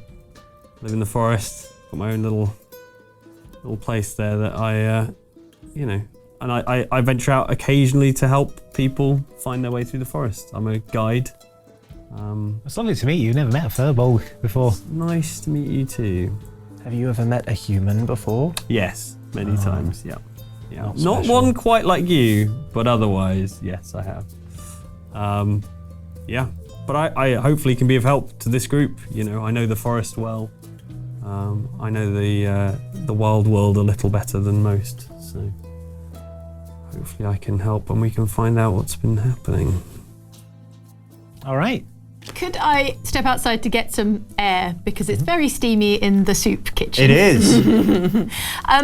The trio from the trio of raiders, are they anywhere to be seen, I think. or are they dining still? No, I think it's reasonable that like one of them, the woman who's sort of the leader, has stepped out. She's sort of just smoking a pipe broodily. That's yeah. I step out on the pretext of getting some air away from the soupy miasma of the dining hall, and I would like to kind of linger nearby and eavesdrop if there's any eaves to be dropping. Alrighty, make me a stealth check, please. Oh no! All right. 11. Okay, you're seen quite swiftly. However, you do catch sort of a few words. You hear one of the underlings being like, "It's just a waste of time. Why aren't we just raiding?" Well, if we find out more about what's going on, we can tell who's weak. Like there's a psst. I sort of, and then Evening. mortified, I sort of Okay. slide backwards back What into did the I dining come in hall. here for? Lovely You evening. sort of like one of them goes like, "Come on!" She taps the ash out of her pipe, and they sort of skulk off into the darkness. Unless there's any more for any more, it's probably sort of getting on for the hour where people start bedding down. Yep. Yeah. Ever a practical Okay. sort. I've made sure I'm fed, and then I'm going to go and get as much sleep as I can. Lovely, lovely, lovely. Firbolg needs a lot of soup. A lot of soup and a lot of sleep. Yeah. Aww. Got to get my beauty soup. If I don't get 8 hours of beauty soup. So many hours of soup. Okay. So, kind of, there are sort of some torches, and some of them get extinguished, so that there's light in the room, but it's not so much that it's going to keep you awake. Cressida, obviously, you set up your one however you like. A lot of the people are sort of dotted around. You get the feeling you're the only people who have formed a team so far. So nobody's kind of bunched together. Everyone's kind of like in dribs and drabs, kind of going off down this long hall. The nearest person to you is sort of like a young-looking man, he's sat up on his bunk, sort of like feet folded over the covers, arms folded, sort of back against the headrest. He's like, personally, I think all this magic stuff, he says, start just monologuing to everyone, basically. He's kind of, he's just espousing a view, like assuming everyone's going to listen and agree with him because he's holding court, but he's not specifically talking to anyone. He's like, I think it's all nonsense. I think people are just scared. I think that's what it is. They're just scared. So we're going to have to go out there and do all the hard work. And what are we going to get for it? Probably nothing. I mean, it's all nonsense, isn't it? He sort of says, like, it's just carrying on. It's being like, well, if they're not going to talk, I will. It's like, you saw the guy earlier. He got exploded by magic gone wrong. Oh, please. He's probably just bad at his job. Look, it's fine. Magic. He conjures a flame on his finger. Whoa. He's absolutely fine. I could do this all day. You see, he just goes like... Is everyone sort of backing away? I certainly am. He goes, and his wrist just snaps back on itself, and he screams.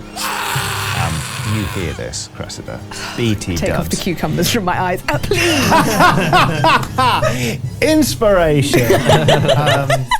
Unfortunately for this guy, he is undergoing a dreadful, awful, very snappy, poppy transformation. He sort of screams, and then his screams get sort of lower and more distorted. And he goes like, and kind of, if you imagine his hips and his shoulders kind of like go back. Oh. So he's kind of like doing a nightmarish bridge, but his feet have turned round, as have his hands, and his torso just crashes open, and this torrent of flesh. It's like the bits of him inside have been remolded and made to form this enormous, it's like a head, but there's no features, just on sort of, you see bones sticking out and bits of spine. It's just on this neck, and it seems to sort of look around.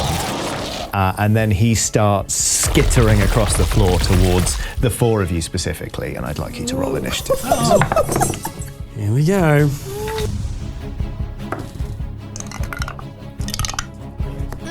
Lug. 19. Happen. 18. Willowfine. 15. Robin. 5. And Cressida. That is 14. Lug, you are first. Yep. There's a giant thing. What do? Well, first of all, I'm gonna get ragey. I'm gonna use my bonus action to get ragey, and the way Lug's rage manifests itself is more pass ag than like ag. So that's what happens when he feels the rage feel, and it's just a sort of. So he's like, would you like to do some more magic maybe? Shall I sit down? Have you got more tricks you'd like to? I'm fine. I mean, I'd love to see it anytime you like. Why don't you do that little finger thing again? And then I'm gonna hit him with the hammer. Yeah. Amazing. Yeah. Go for it. You're looking for an AC of 14. Great. All right. So that is a critical one again. This hammer. Praise Kate. Okay, but you've got 2 attacks, right? I've got 2 attacks, yeah. Let's hope finally I'm going to get to use this dang hammer. Okay, that's much better. That's a 22. Okay, fantastic. Roll that damage, please. All right, cool. It is a 1d12. And then do I add my proficiency bonus because I've got You don't add your proficiency bonus, but you add your strength modifier. Right, fine. Even though I've got proficiency in martial weapons. Yeah, the proficiency is added onto the attack roll, not Fine. onto the damage roll. Good. Okay, let's go. Let's drop this. Okay, that is only a 9. Okay. Well, a 9 is something, isn't it? Yep.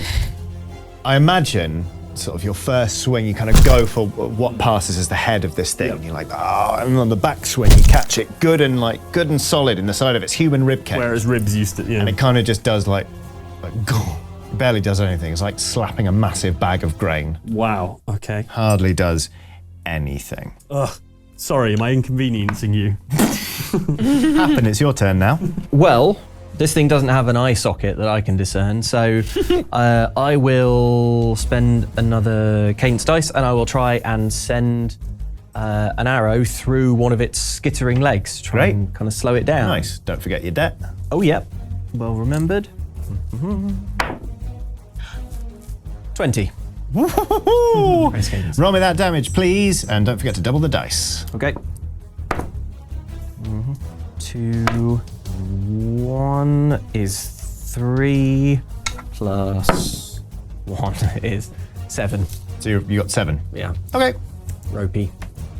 It's all right. You catch it, sort of the arrow sort of pushes into sort of the meat of one of its legs, kind of like divides the two sort of big muscle chunks of its thigh, and it sort of gives the whole thing kind of quivers, more in irritation than anything else, and it sort of gives out this guttural hiss. It is going to come straight after. Well, Lug is right there though. Yeah. Attack Lug. What's your AC, please, Lug? Only 12. Meets it, beats it. What are you wearing? Leather. Not loads, a little bit of leather and stuff. A little bit of leather. And stuff. And stuff. The armor class of stuff Yeah. is 12. So much rolling. There's a lot of adding and rolling. I don't like the adding and rolling that's going on. How much HP do you have? 43. Okay, you take 30 points of bludgeoning damage. Basically, this thing, you hit it and you kind of look up and it just... But I'm raging. Let me tell you about how I'm raging. Okay. While I'm raging, I Rage. have resistance to bludgeoning damage. Also piercing damage, also slashing damage. Okay, well, raging too. Yeah. that's 15 points of bludgeoning Yay! damage. Hey! That's a first. I've never had anyone cheer a player character taking 15 points of damage. But basically, this thing kind of like... Up at the top of the head, you can clearly see like the lungs, the liver, the punchiest organs, if you will, and it just kind of just slams this whole column down on you. I kind of imagine you half get your hammer up and like you take a good knock, but it kind of springs back up and seems annoyed, seems visibly confused actually that you're not dead. Yep. That is its go, which means after the beast, we have got Willowfine. I size up this beast. The man who it once was, he's long gone. So long gone. He's dead. Yeah. Would you call it an undead creature? Or an abomination? It's abominable, isn't it? It's an abomination. Oh, fair. All right, I back up behind one of the pallet beds and grab my stuff from where it's leant against the wall and blast it with a guiding bolt, a bright burst of light in its facial area. Okay, that's a ranged spell attack, isn't it? Okay, yes. So that is AC 14 you're looking for. Huh. That is 18. All right. Have it. Have it, I say. And yeah, push a bolt of white light to the tune of 11 points of radiant damage. Lovely stuff. And obviously the next attack roll on it has advantage. Lovely. Good stuff. Well, after Willowfine, it would be Cressida, but Cressida isn't in the room yet. No. She's kind of moving the chest of drawers Yeah. and sprinting out. What the hell is going on? Which means that the next attack that's going to have advantage is Robin! Yeah, use it wisely, young man. Okay, so Robin's trusty hard bread has been all used up. His new bread is too soft to hit with. He's sort of panicking, looking around him. I think what Robin would do in this situation is try and raise the alarm, try and get help. Sounds great. So Robin's just going to run to the door and go, "Help! There's a horrible monster in here! It's trying to kill everyone!" You hear feet start like pounding the dirt to get over to you. All right. As a bonus action, I'll throw my soft bread. At the thing? At the thing. Yeah, sure. Its AC is 14. That's a 3. It sails off into the darkness past the beast. You hear a "Ah!" from somebody back there. Sorry! Never throw your weapon, Robin. Okay. Remember that for next time. We're back round to the top of the order. Cressida is now... So I'm going to say at the end of that combat round, Cressida kind of like bursts in the door. So Lug, it's you. Yeah, I need to keep my rage rolling, and I can do that by attacking again. Fantastic. On this turn. So I'm going to do exactly that, and I'm like, "Ugh, I hope I haven't tired you out from hitting me," and then I'm going to go again. Right. Okay. Again with the big hammer. Let's go. AC 14. Yeah. Advantage. We're going to say throwing bread didn't count. Oh yeah. Should have had advantage on the bread throw. It counted in Robin's mind. Okay, that first roll is only a 13. It's not a nat one, though. It's not that one.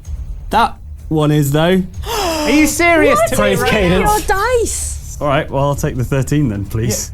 Yeah, the 13 unfortunately is a miss. All right, fine. Second attack. Yep. Give it another go. This one's not with advantage, though, so it better be good.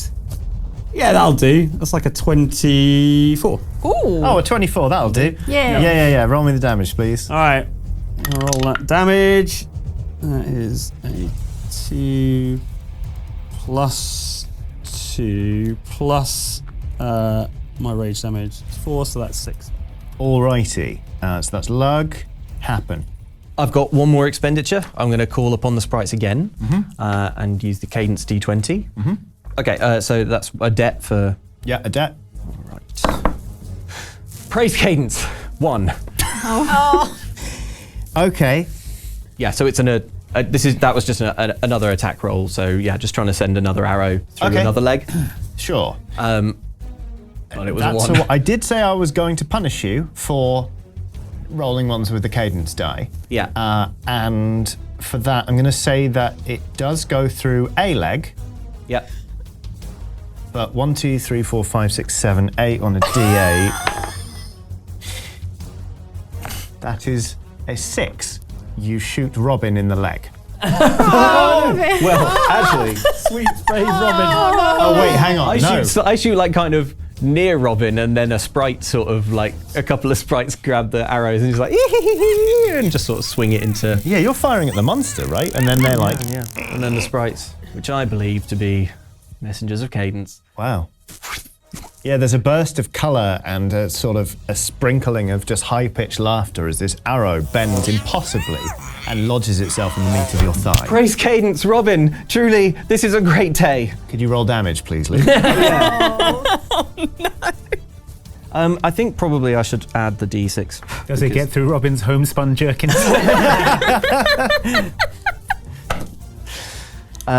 4 plus 3 is 7, plus 2 is 9. Okay, you take 9 points of piercing damage, Robin. Okay. Well, I've got 4 hit points, so... What? You have 4. You have 4 hit 4 hit points, yeah. Okay. Do you pop? That's all of your hit points. Yeah. Okay, so what happens is the arrow goes through Robin's thigh. He sort of crumples to the ground. But then a sort of a strange change comes over his posture, and he sort of just like lurches back up onto his feet. And there's something very different about Robin's bearing now. He's standing a lot straighter backed. He seems to have a lot more purpose behind his eyes, and he's just sort of looking around, like not clear that he knows where he is. Robin. What's going on? Who are you people?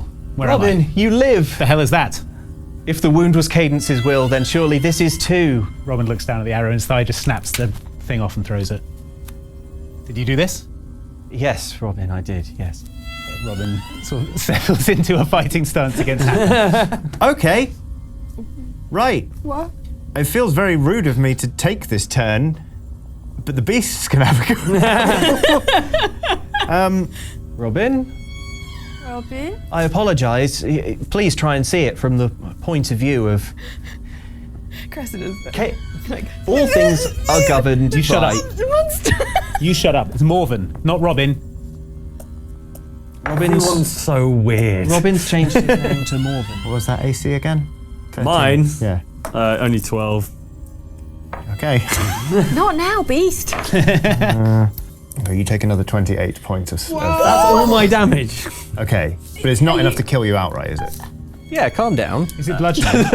It's bludgeoning. Oh, yeah. Yeah. Okay, so I can half it. Yeah, so that's 14 points. Right, good, yes. Every fine. time. So when you said 28, I was like... Sorry, 28, but yes, then you halve it. Okay, fine. Yeah, it kind of just, again, just like... This, I'm going to say this time it shoves you back a good distance. Right, fine. How?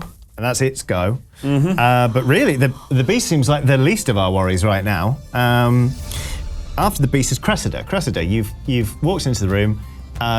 Walk out again. Your newfound friend seems to be Abe Simpson.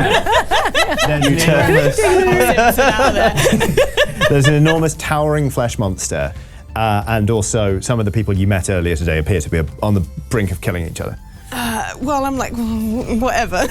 What's happening there? I cast whatever. So I see this thing and I'm like, oh, God. So I would like to cast Scorching Ray, which is I hurl 3 fiery rays. One. I'm going to aim all 3 at this one thing. And if I hit, it's 2d6 fire damage per ray. Great. All right. Okay, so that's 10. Oh, how many rays are you throwing? 3. You make a ranged spell attack for each ray. Oh, okay, cool. Okay, cool. That's a 7 altogether. And that's a 4 altogether. Okay, you miss with all 3. I'm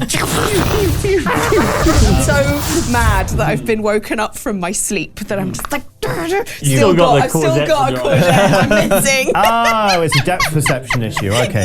Yeah, you blast a hole in the wall of this dormitory and one in the ceiling. Right, great. You sort of see the night sky above you. And I take a debt. You take a debt, you absolutely do. And the moon tastefully illuminates this hideous monster. Well, after Cressida, it would be Robin's turn, but what was that name again? Morven, Hellwain. I look at this hole being blasted in the wall, and then at the creature. And I would like to fling out a hand and use Sorcerer's Burst on the creature. Okay, that sounds new and scary. Yeah. See how it goes. What was the armor class? 14. Okay, that's a 13, but I'm going to expend a sorcery point to use Seeking Spell to re-roll that. That is an 18. Nice. Okay, yeah, that definitely hits. I'm going to hit it with 2d8 psychic damage. Uh-huh. Okay, I can re-roll any 8s, so that was an 8. 7. 15. I rolled a 4 on the other one. I'm going to use another sorcery point for Empowered Spell and re-roll that 4 to see if I can go higher. It's a 5. Okay. 19 points of psychic damage. Ooh. Psychic damage? Oh. That's my vulnerability. Would say the beast if it had a mouth. So 19, that's 20, 38 points. You blast like a good chunk out of like the neck of this thing. What does it look like? So, held out my hand. I've still got one hand on Happen, and I just sort of went like a purple flamethrower out of just basically deleting part of the side of this creature. Okay. And then Robin. Yeah, okay. Because I feel like we've got bigger fish to fry here, and also rule of cool. I'm going to say that after you do this, through like the hole in the wall, just come lancing like other bolts of just like magic, and like basically people have come to help. Oh, because Robin called them, yeah. They are Helped by blowing a hole throwing in the down. wall. You hear a couple of people go like, ah, as spells go wrong. You can't exactly see how, but as far as you can tell, no one else is turning into a massive abomination. Sorry, what Morven starts, others kind of finish off. And so there is this tower of like burning ichor that kind of just like kaiju like just hits the deck of this now quite wrecked dormitory. With a sinking feeling in your stomach, Cressida, you may have to end up sharing. No, I'm like immediately, no one's with coming in other with it. I people run tonight. back out and I try and push the bed against the door again. Cressida's gone to barricade herself back in to her private residence. Everyone else is kind of too stunned to move, partly because of that thing, but mostly because of this thing. Robin, Explain yourself. you went to get help, and help arrived. You are the hero of this battle. Why did you shoot me in the leg? I apologise. I am truly sorry that was Cadence's will. I assure you, normally the sprites would simply point the arrow down at my own feet, or my shins, or you know, through my tongue, or something. They've all happened before. Yeah, I cast Cure Wounds on my leg. The tip of the arrow falls out of my thigh and the wound knits itself back together. But Robin, I must say, Morven. I'm not the My name is Morven. Morven. Then I am not the only one blameless in this situation. For you, in a desperate situation, did not disclose that you had such powers. Well, he doesn't know about it. He's completely oblivious to the whole thing. He Robin, I that- look at the big ichor goo. That village idiot that I'm forced to be carried around in most of the time. So you're living inside Robin's head. Well, I mean, that's one way of putting it. Okay. He's carrying my spirit around, I guess, is probably a better way of putting it. And how did this happen? Not entirely sure Situation. how this happened. There was some unpleasantness. I was executed, for want of a better word. And then I happened to find myself in this situation. Whenever he's conscious, he's in charge. If he loses consciousness, that's when I'm in charge. And I'm trying to find out what happened and how I can be in control of this all the time. Oh, that's very bad luck. It's enormously bad luck, yes. Why do you look happy about that?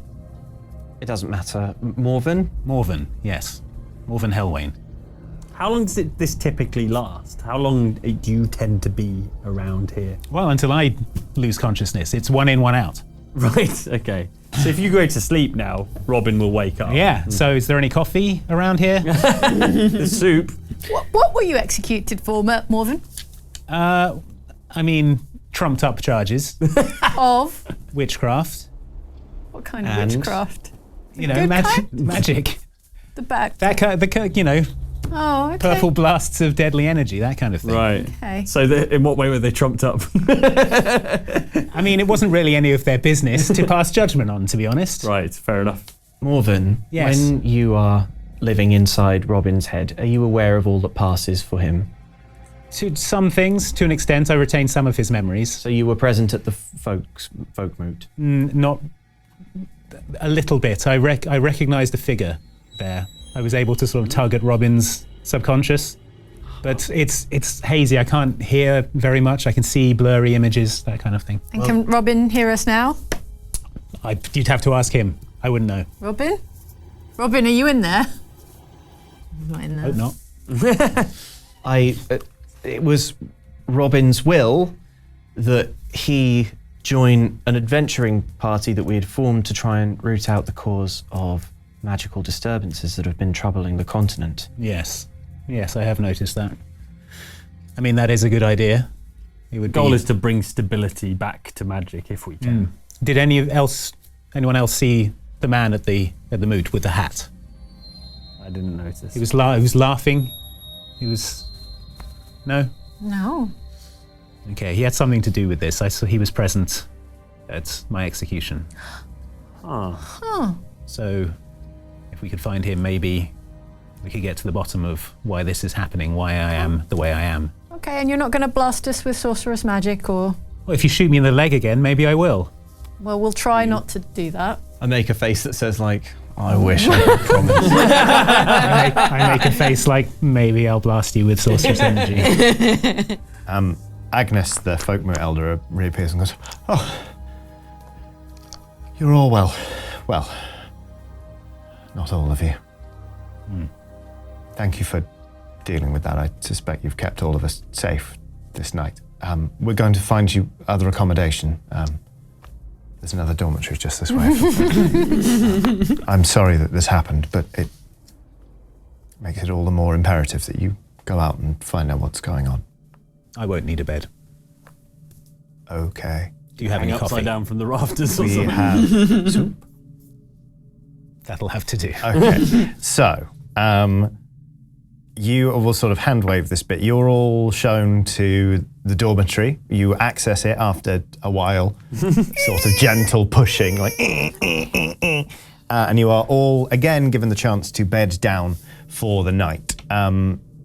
You're not bedding down? Nope. Okie doke. Morven, if you chew this root, it will help keep you awake. I would like to study the route, Okay. if I recognise it. Yeah, maybe a nature check. Robin would not have been so distrustful. No, he would have eaten it. He would have eaten that root. It's an 8. You can't be certain. He seems sincere. He seemed sincere when he shot me in the leg. I threw it away. Eat the Okay, root. all right. Eat the root. I was sincere when I shot you in the leg. Yes. Complicated. All right, so all of you bed down, with the exception of Morven, who stays awake through, like, I guess, just hammering bowl after bowl of soup, sustained by anger, I suppose. The morning comes and sort of everyone is gathered. There are, you notice, 8 teams. 7 of them with 5 people, 1 of them for very obvious and transformative, bloody, unpleasant reasons, is a person short. The elder comes round and sort of gathers everyone and says, there are 8 teams. And there are 8 points to the compass.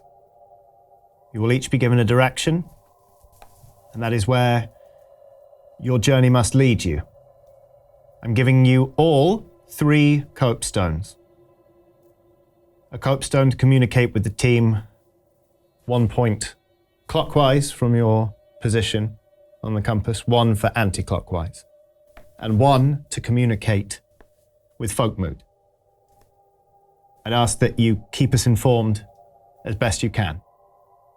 She kind of goes around and starts giving them out, like she gives, she passes the stones to some people and goes south, southwest, west. She comes around to you. She holds out the copestones. She's sort of looking for the person to take them. She doesn't know who. Snatch them out of her hand. Yeah, that seems appropriate. Northwest. This stone is for the north team. This for the west. And this one for us. Good luck. We are going northwest. You're going northwest. Homeward. For me. Good place to be buried. You see the Folkmoot elder sort of narrow her eyes. She's like, Bellwood's northwest. But she kind of doesn't bring it up. She goes, I wish all of you good luck. And we'll end it there, which means it's time for the rolling right. Yay! Because as I said, you have a debt score now. What's everyone's debt at, please? Probably still 1. Still 1. Brilliant. I make it 6. Okay. 4. 4. Sorcerer's Burst and Cure Wounds, so 3. And 4 for me as well. Alrighty. Well, everyone's going to roll this D100. And if you roll equal to or lower than your number, you're going to get an envelope. Number of 1s I've been rolling. It's probably going to end up being a 1, isn't it? All right. My debt's only 1, so I'd have to be extremely unlucky to get a 1, but here we go. That is 72. Trying not to get 6 or below, right? 84. There's no way anyone on Earth could roll a 4. 46. Hey. All right, 3 or below. Let's go. It's a 6. Wow. 5 or above is what I need.